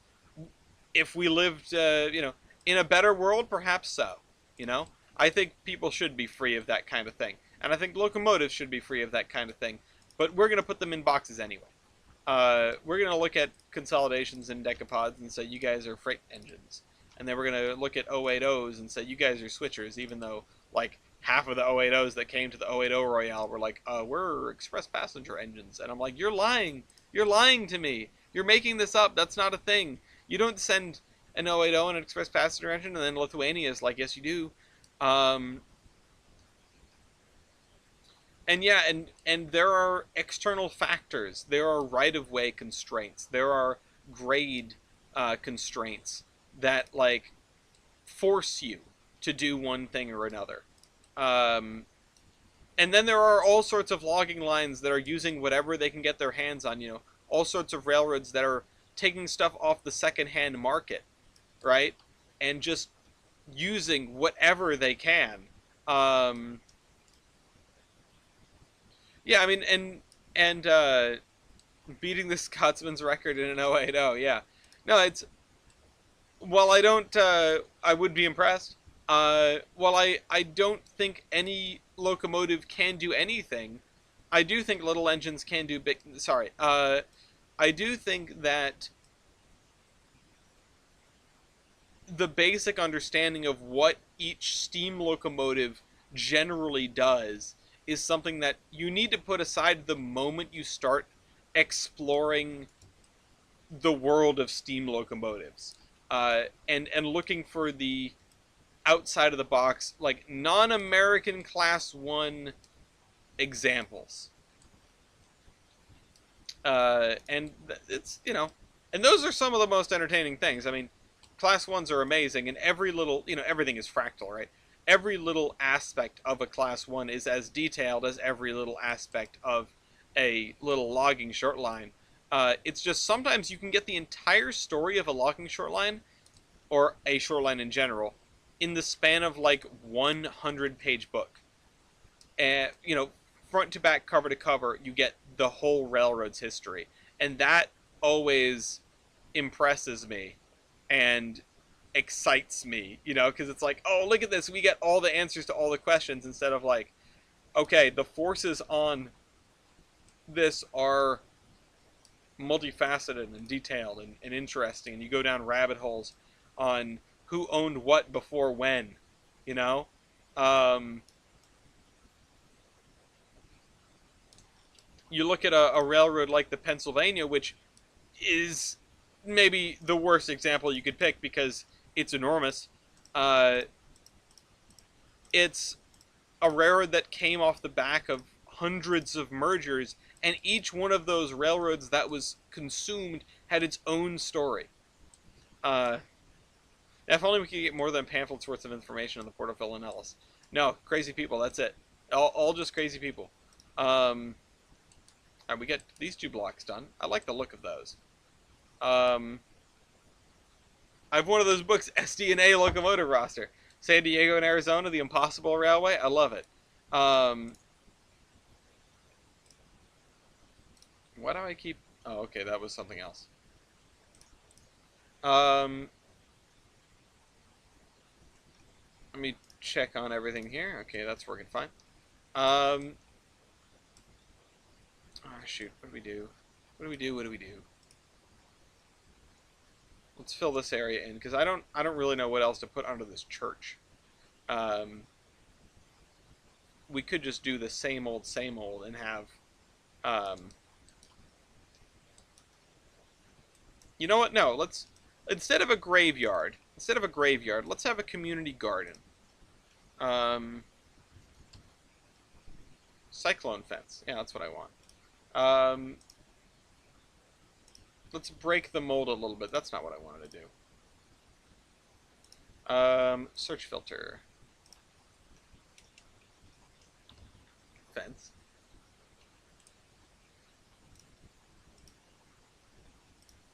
The fence that we have around our community garden here is pretty intense. So I'm wondering what would be the right thing here. I mean, we could just do like this brick fence, which I think we've used elsewhere on this street, but, you know, it's a good fence. It's a wall. It's also not a fence. I feel like I take offense to that. But, you know, we'll have our trapezoidal community garden.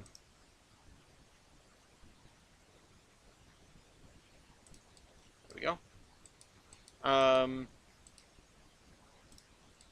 Fun fact, there was a movie shot in the SDNA in 1930 where one of their Connies runs into a caboose, like actually. And oh my god, it is some of the best shot composition I've ever seen. Really? What is it called? I'd love to hear it. God knows I'll never have time to actually watch the damn thing, but I'd love to hear it anyway. Just for the record. Let's see, let's ultra texture. Oh, let's line it up with the wall if I can. Oh, I can. Would you look at that? At least I can get close anyway. So bring your own tools sort of garden. And you know what? I think I have like a cabbage spline. Crop. Nope.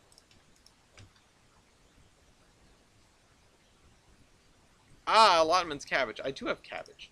My cabbages. I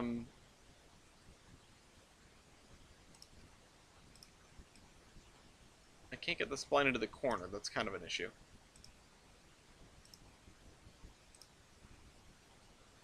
I might be able to. But these guys are smaller. They're smaller cabbages. They're worse cabbages. I also neglected to put a way in. But that's fine. It is the walled-in cabbages. Let's throw down a parking lot. Probably gravel would make sense. Okay. Other men's women.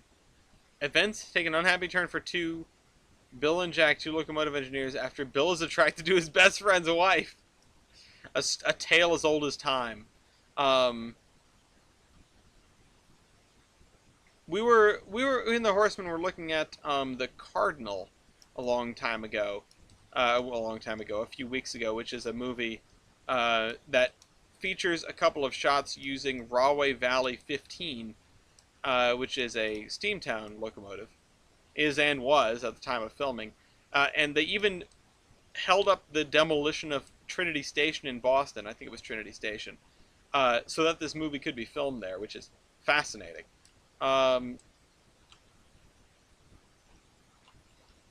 Okay. It is 9:16. What do we do now? Who could it be now? Maybe another one of these ranch houses here on the corner. Or maybe I just leave this whole thing open. Or maybe I put a pool in the corner. Boop. Yeah, how about that? A pool.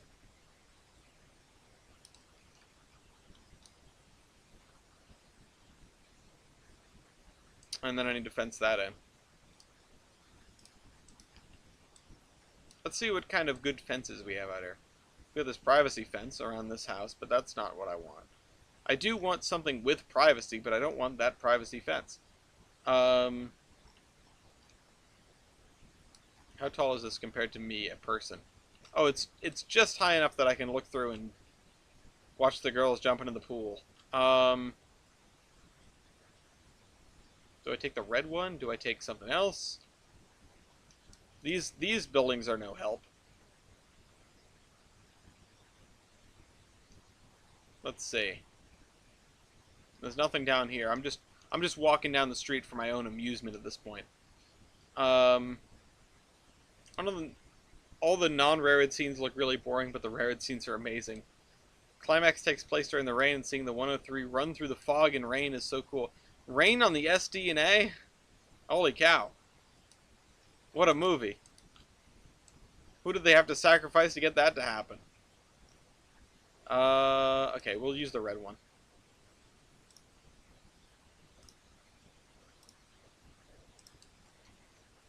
What you're missing is a whole lot of mansions, with one being very obviously different. Well, I mean, there's this one. Uh, we could go full on, like, I mean, it's the 50s. I'm not sure how different we could get, but we could get some real funky different going on if we really tried. I mean, we do have falling water, but falling water, despite its looks, you know, predates a lot. It's an old building. It's an older building than I had initially anticipated. It's built in what, the 30s? Let me look it up again. Falling water. It was built in, yeah, 1936. Um,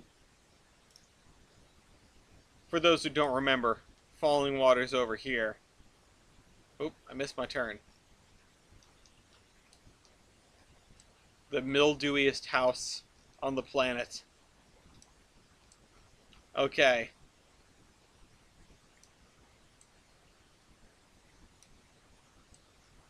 Let's finish putting this fence up.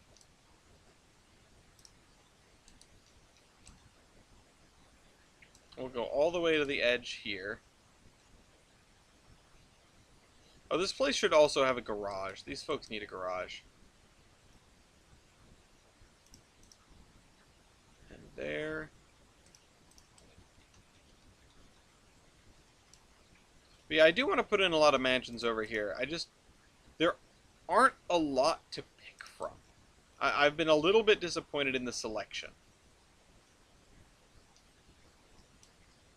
Let's see, I'm going to put this here, put this fence here, and then I'm going to put a two-car garage over here. I feel myself slipping, though. I feel myself getting lazy with these areas, but as long as we keep... Sorry. As long as we keep plugging away, right? As long as we are making the incremental progress we need to make, then we're doing good. Manor or hall instead of mansion. That's a good one. That's a good idea. I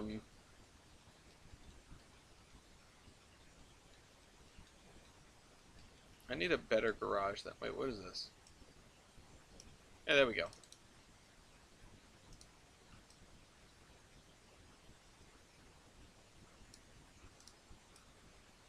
Yeah, just to come back to the texture, I definitely see the textured ground for roads being more useful in an area where you don't have a lot of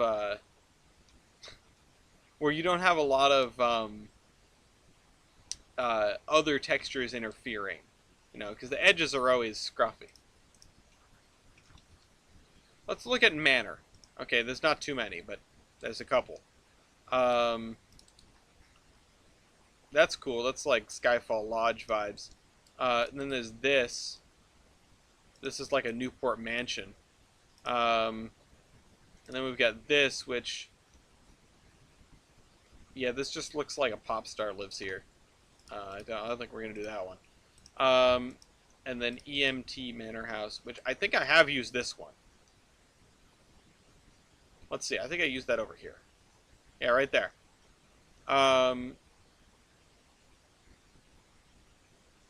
What do you think the Manor Hall classes were named after? People. But we've got these.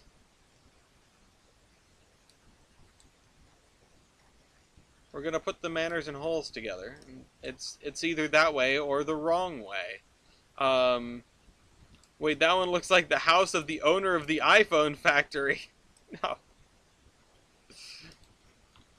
Steve Jobs' house.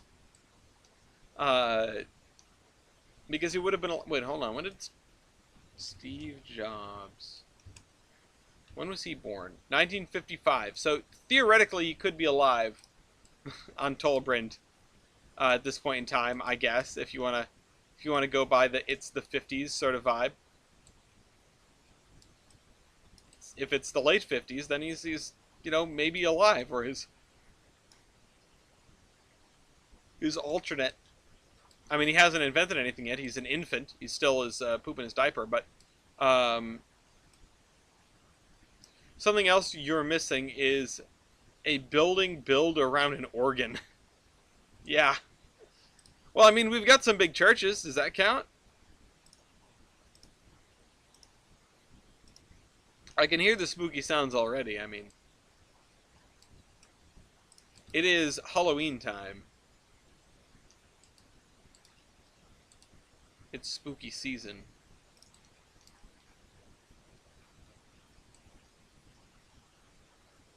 Search Flying Dutchman. Yes! You best start believing in ghost stories. Let's make this a weird shaped parcel because we can. Is this a two-dimensional fence? Oh, it is. Well, it's far from track.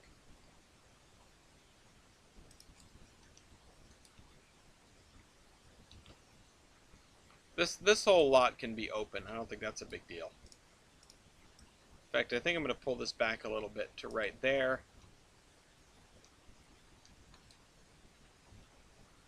Yep. Divvying up this block is a little bit interesting, but I think it's fine. I think a chain link fence between these two buildings would do fine. Give me you. Chain link fence is the refuge of somebody who wants separation but doesn't really want to pay for it. You need to make like a theme park and have a rail industry.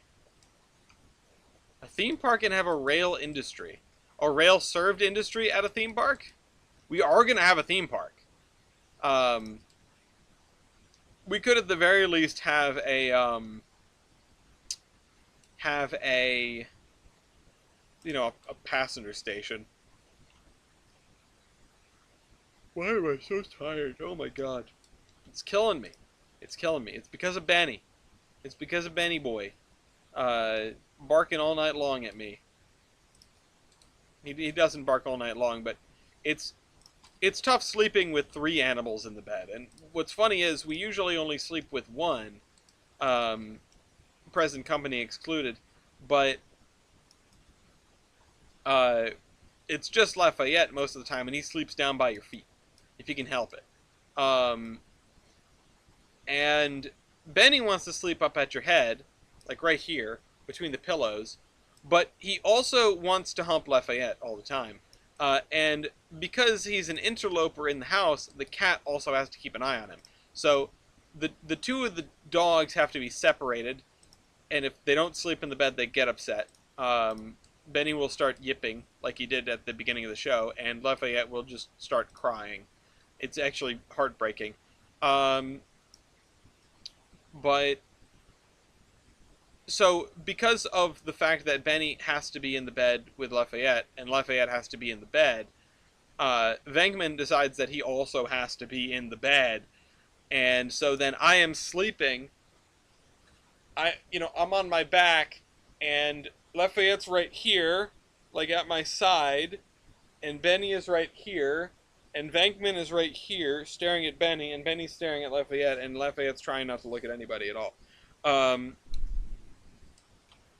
Imagining a theme park with a hand on the throttle experience where you can do switching with a locomotive. So Danbury with a Ferris wheel. That's what I think. That's what I think you mean. Which, you know, they could use a Ferris wheel. That'd be kind of dope.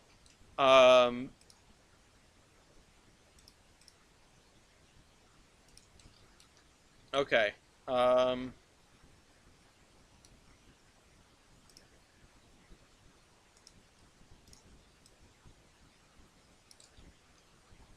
Imagine that at Knott's Berry Farm. Yeah, no, that's also fair. That's a good one.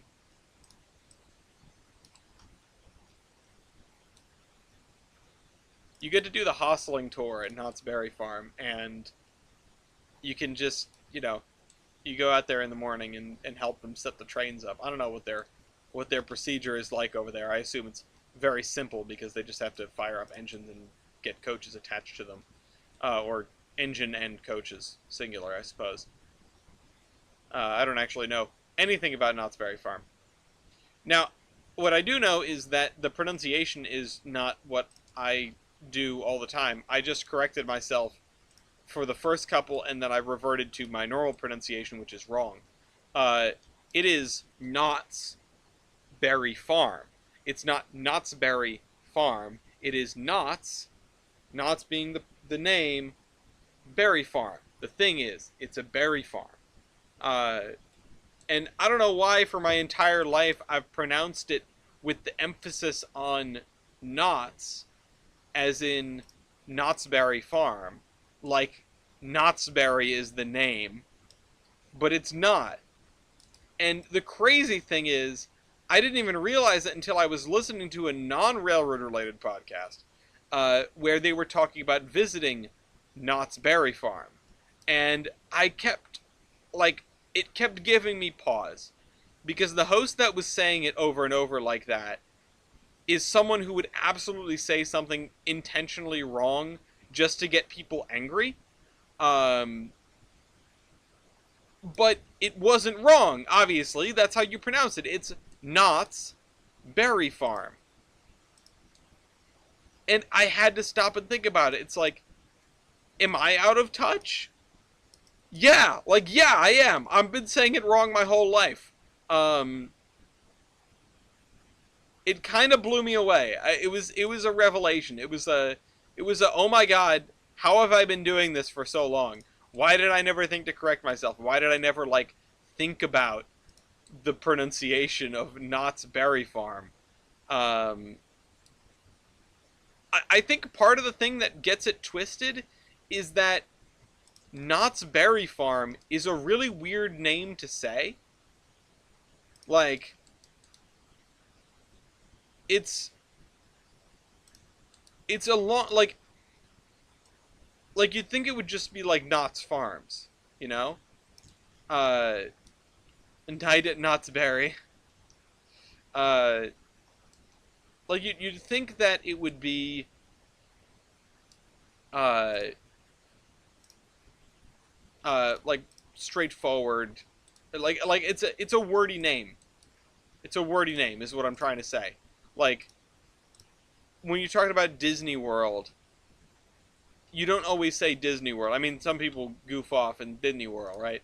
But when you're talking about going to Disney, you're going to Disney. And maybe it's just that Knott's isn't important enough to be called Knott's universally. Like, people feel a need to spell it out all the time. But I feel like you could get away with saying Knott's once you've said Knott's Berry Farm once. And then I would stop freaking out.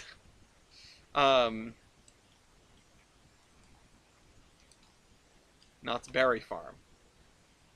It's so, oh, it kills me. Knott's Berry Farm.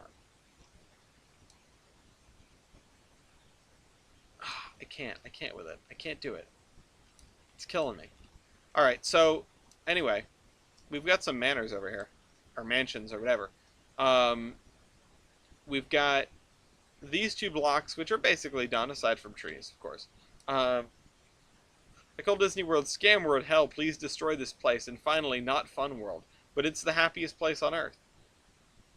How could you? I think I need to straighten this out. What am I working on right now? Welcome, Hunter. Why? What is going on with these? I will show you in just a second. I'm busy picking my own brain over this. What's going on? Oh, they're not attached. Oh, that's what's going on. No. Oh, hang on. So anyway, this is a world called Tilbrand, which is expansive and only getting more expansive. Currently, I'm working on a pair of cities named South Bellington on this side of the river and Bellington on this side of the river. They obviously have a long way to come, but I'm in it for the long haul. Right now I'm just trying to shore up some blocks of residential areas way away from pretty much any track. And honestly, I'm probably about to change gears because this is... I need to move the single spline to the two splines for it to work. That makes sense. See ya, Orion. Thanks for coming out. Hopefully with better news out of the hurricane paths. Yeah, I'm about to change gears because I just banged out these two blocks here. I'm not super... Yeah, oh, okay, Redding. You don't need to lie to the man. Tris channel, in it for the long haul. Some of us have been here for most of that long haul. I appreciate every single one of you. I appreciate anyone who comes around for 1 minute of one Thursday evening to the people that have been here since the very beginning. It is great to have folks that remember when we picked the name Constance for our little town down here. Um, that remember when, and I'll just do like a basic tour then. Let's just do a little tour. Um, that remember when we decided we were going to put a dirt airstrip in Pan Am, or even picked the name Pan Am, but I don't want to do names over and over again. Um, People who were here for the original Monkey Bananas joke. So what part of it is done? So this is getting towards the done parts. Um, where's Monkey Bananas? Geiger Mountains, yeah, the long time ago. The original Monkey Bananas. Um, Ignore that. Or when we, let's see, where's a good one? What's a good joke for down here? Um, the whale and the Loch Ness monster were added. The whale and the Loch Ness monster. When we realized we used the same boat twice on both sides of the river. There it is. Or when, hold on, where's another good one? Oh, when I accidentally put this hill here. So I had to go around and go over it. Because, oops. But I'll do a front to back tour in just a second. I'll do the abridged tour. Or Lionhead. What can we say about Lionhead when we decided we were going to put a mansion in Lionhead? The gaudy mansion in Lionhead. The whale is near the lighthouse. I so don't remember this, but I believe you.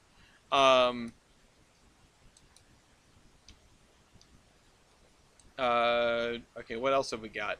Actually, you know what? Official tour. Where would a tour start? If we wanted to do things in one fell swoop, we'd probably start here and then go like here and then go back. But I don't want to just be like zooming through this whole map. Uh, Anyone seen a Trainz film called The Last Giant? Asks the hunter. I haven't. The name rings like the smallest of bells, but I have so little time to indulge in content, other than sadly just making my own. Uh, if you're willing to talk about it, be my guest. I'd love to hear about it. The Last Giant sounds like something it'd be about the big boy, right? Or something similar.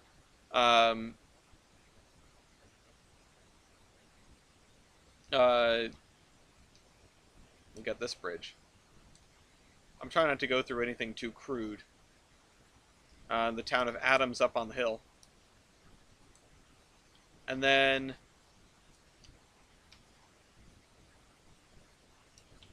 yeah, we got this.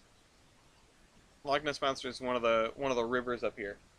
I didn't know somebody made a Trainz film about 4014. That's honestly kind of clever. It's I Any machinima work takes a lot of effort. And as someone who's done my fair share of it, I will be the first to say I respect anyone who's even attempted it. You know, I respect anyone who's even tried, because it's an inordinate amount of work, and even to do like the smallest thing and to do something with any amount of production value. And I don't really think the Iron Horseman Chronicles has a ton of production value, but you know, it is what it is. The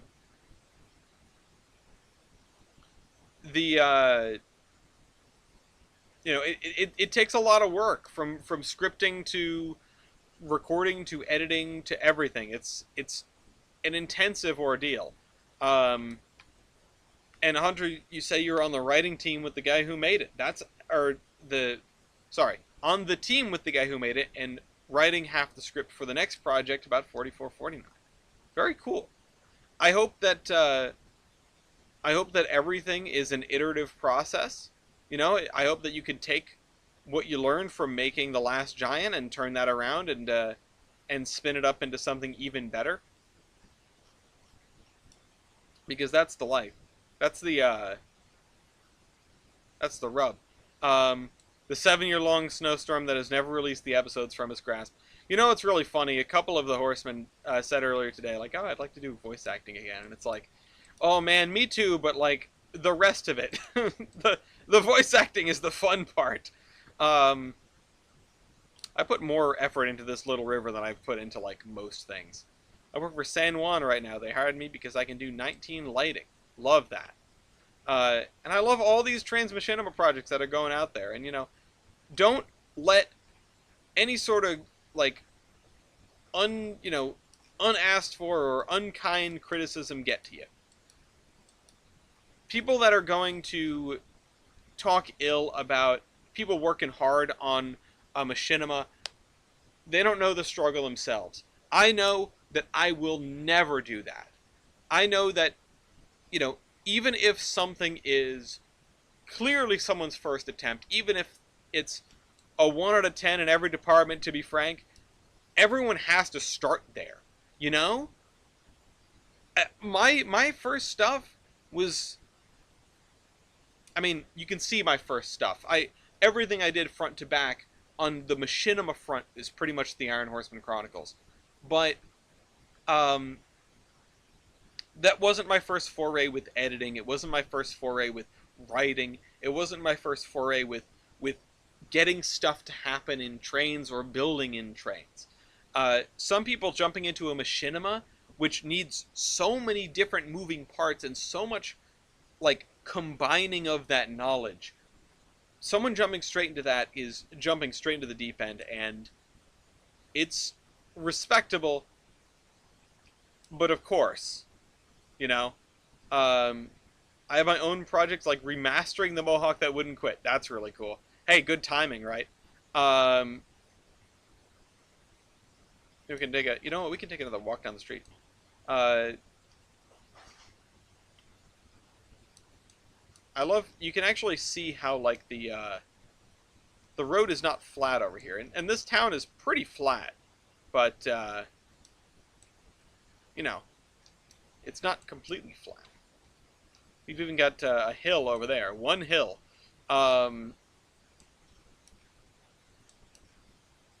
So I planned it before they told us about 3001. Well, you know, good timing on their part then. I'm gonna have to disassemble all these trains when I fully explode the AI. There's a lot of work for me to do with the AI. But Hunter, to give you some background about this map, this is something I started.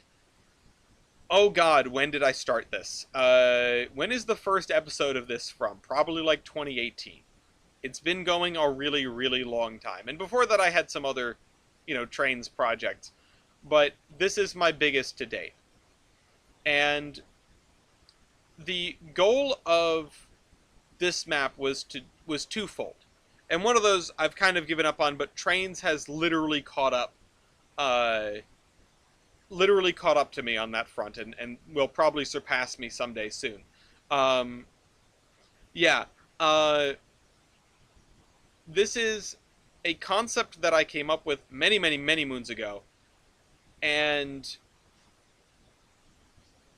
the goal was, one, to make a fully automated route, which is something that I've done in the past, or at least attempted to do in the past. That's a normal thing for me. I love the Trainz AI. Genuinely, I think it's awesome. Very cool, very powerful. Every time I look at it, I find more tools and more interesting stuff to go with it. But that was goal number one. Goal number two was to make a map with realistic scale. That town we left a minute or so ago, that's the town of Olive. That's where I started this map. It was, at the time of February 2013. Or 2013. God, no, not 2013. 2017. 2013, I still had this YouTube channel, though. 2013 was years in which the Iron Horsemen were being assembled. Oh, wait, where's Shrek's hut? Hold on, where is it? Oh, there it is. It's over there. Oh, where'd it go? Where'd it go? There it is. Anyway. Uh, so yeah, that was something that I want to do. I want to make a fully automated route, but I also wanted to make a route with realistic scale, and it is about 15 miles from the station in Olive. It's actually 14.99, not on purpose. That's just the way it is. 14.99 miles from uh, the station in Olive to the station in Mason's Landing. And to get there, you pass over the swamp, you pass under a highway, you pass by farms and fields and beach communities. You go by this part where the main line splits, and we'll just speed past this. You go by some abandoned trackage, you go by some abandoned junk. There's the highway again. You keep going this way. Pass by an iPhone factory, Reading. Stop it! Uh, and I've run plenty of trains down this way. I just don't usually spend the time on it. There's another creamery right there. And I keep going this way. This is Slop Ridge. That's when I piled on too much height and had to go over it. Let me just speed it up because we're almost there. Another creamery. For reference, how long did it take to make the Horseman route? That's a really good question. Well, actually, it's tough to answer because that route isn't done. So the Iron Horseman route, it was a collaborative effort, but it was probably most of the important parts were done in the span of a few months. But there's a lot of area in that route that is still gray grid. It is. I was the one who was insistent on making it a full route because I'm insane. But just about everyone else was content to make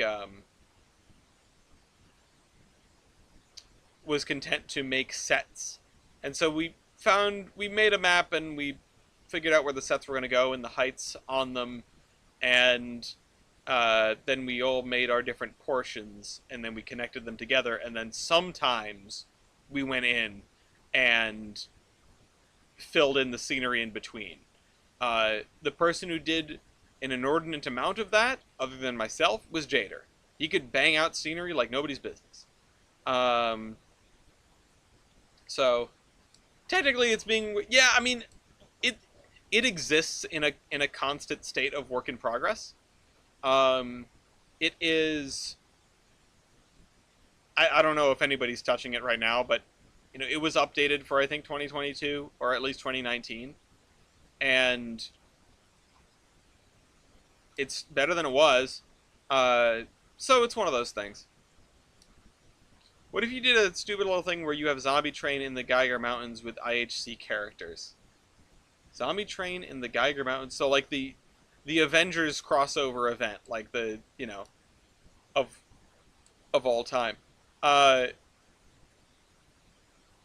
It would be fun to do some voice acting stuff. It's just to do everything. To do everything is such a huge, inordinate amount of work. And I don't even think I have it in me to orchestrate it. That's the problem.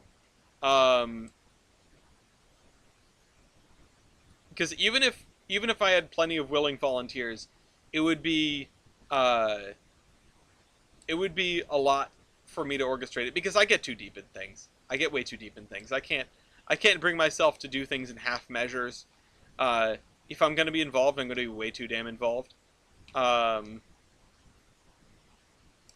that's why we have narrow gauge on this route, because when we started off, I went, okay, we're going to do only standard gauge. And that didn't go well. I mean, I should see what you do for Save One. But I have no doubt that it is an exceptional amount of work, because that's just the way that it goes. If I were to go back, so there's a fun thing that's in the works here, or not in the works perhaps. there's a fun thing that has crossed my mind recently. Uh, if for those that were in for the few that appeared for it, the coffee shop a couple of months ago. And for those who don't know, we do a thing on the Discord server called Coffee Shop. Once a month, people can come in and share their writing projects or video projects or whatever it is that they've been working on. Um, it's cool stuff. Um,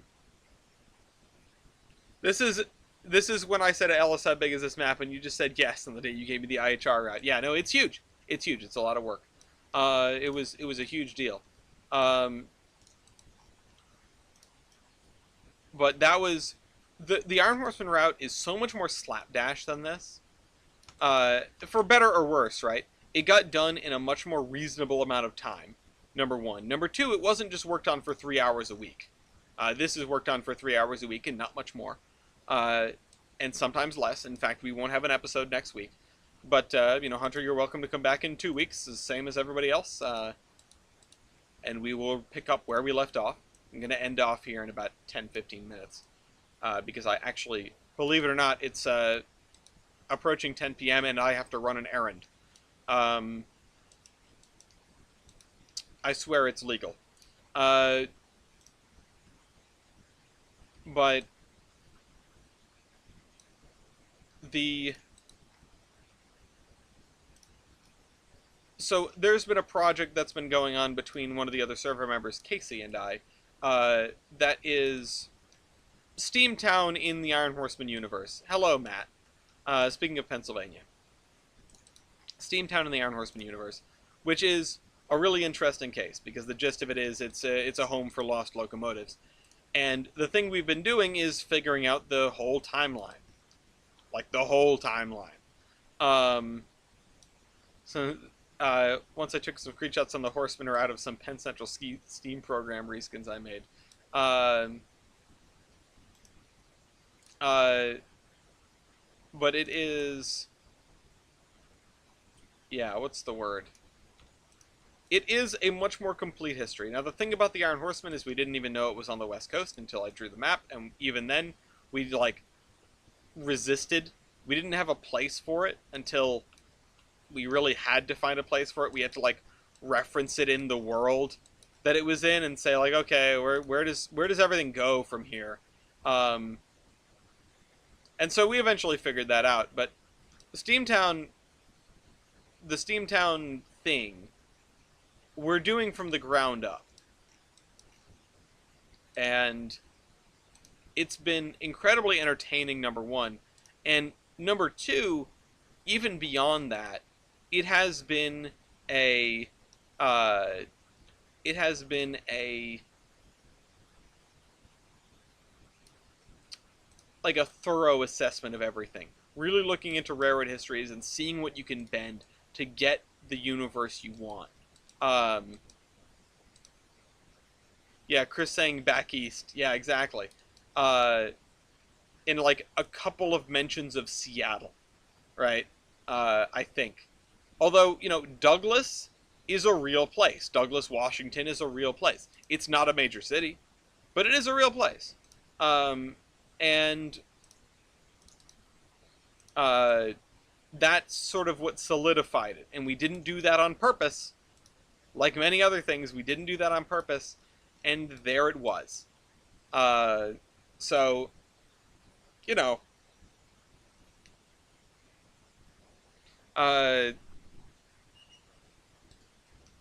I like how everyone has their own interpretation on a Penn Central Steam program.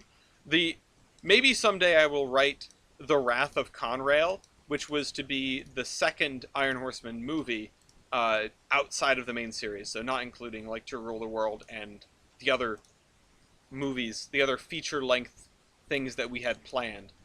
But I am much happier with the Steamtown project than I think I ever was with Davenport is a real place. Well, there are a lot of Davenports. That's also true. But yeah.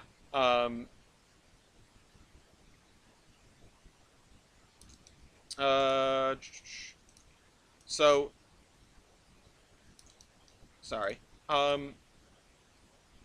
I think in real life, like, oh, I already have maps open. Like Davenport is supposed to be. Where's Davenport, Washington? Yeah, that's not helpful. That's not where it is. Davenport is like Bellingham, Washington. That's approximately where it is in the Iron Horseman Chronicles. Um, and we just sort of rolled with it. I mean, there wasn't really much else we could do other than roll with it and say like, yeah, whatever. We put the water on the left, so it's on the west coast, and we just went from there. Whereas the other thing, the Steamtown thing, we already knew all that basis before we even started. Um, oh yeah, so here's an interesting question. In the very first IHR episode, we see the Conrail trying to take control. Does the route have an after story route? It doesn't have a route, but it does have plenty of after story. And that's sort of what I was alluding to with the movies. There are going to be 4 movies. The idea was 10 seasons that we went from 1953 to 1962, ending with the last steam run on the Iron Horseman. And then we pick up again in 2003 with the Iron Horseman Chronicles, the motion picture, where it is the general gist of it and I've written most of the first part of it so far because I do actually actively work on that as a novel instead of a script. It is Cole, who, if you have ever seen the photo of the Amtrak F unit with the front smashed in, that's Cole. Who was out of action for many years, gets reactivated by Steven, the kid, and a couple of friends that he's made, and then goes on a cross-country adventure to try and track down the whereabouts of Katie.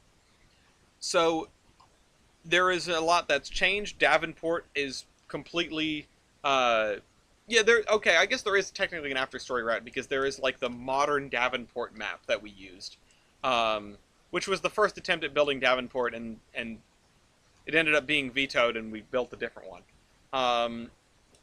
And by we, I mean Weibold. Is that the Amtrak F7 we see in the first episode? Yes. Some things were planned in advance. Katie is 844, but there's a whole thing going on with 844 and 838 and like swaps and disguises, and like UP's up to some shady stuff. The word on the street is that Katie is in storage and is being used as a parts donor for 838, but the truth is not quite. Because 838 is the locomotive that they run around, or at least a locomotive labeled 838. But at any rate, so that was supposed to be, yeah, the truth is out there. So that was supposed to be our 2003 getting the gang back together kind of film. Now, most of the gang is scrapped because most of the gang is scrapped. I mean, a lot of steam engines didn't make it. And some diesels didn't make it either. But then we were going to have the follow-on, The Wrath of Conrail, which involves the Iron Horseman Railroad in its sort of death struggle with Conrail, because Conrail assumes the Milwaukee Road at one point in history and has an almost transcontinental system, but the Milwaukee Road ends at the Iron Horseman Railroad in Douglas. So they have an almost but not quite transcontinental system. And they want to take over the Iron Horseman Railroad to complete that, but the eastern part gets broken up, just like in real life, so they're really just trying to take over the Iron Horseman Railroad for clout. But there's a whole thing with the Conrail steam program there, which would be 3001 and 1361. And, sorry, 1361? Yeah, 1361. Buy trading cards, says Gloria. TheIronHorseman.com. And that would have been that struggle. It also involves 5550 restoration or construction. And then there would have been, yeah, it would have been 3001. So you've got one representative from each. You know, you've got a 3001 and 1361. Um, and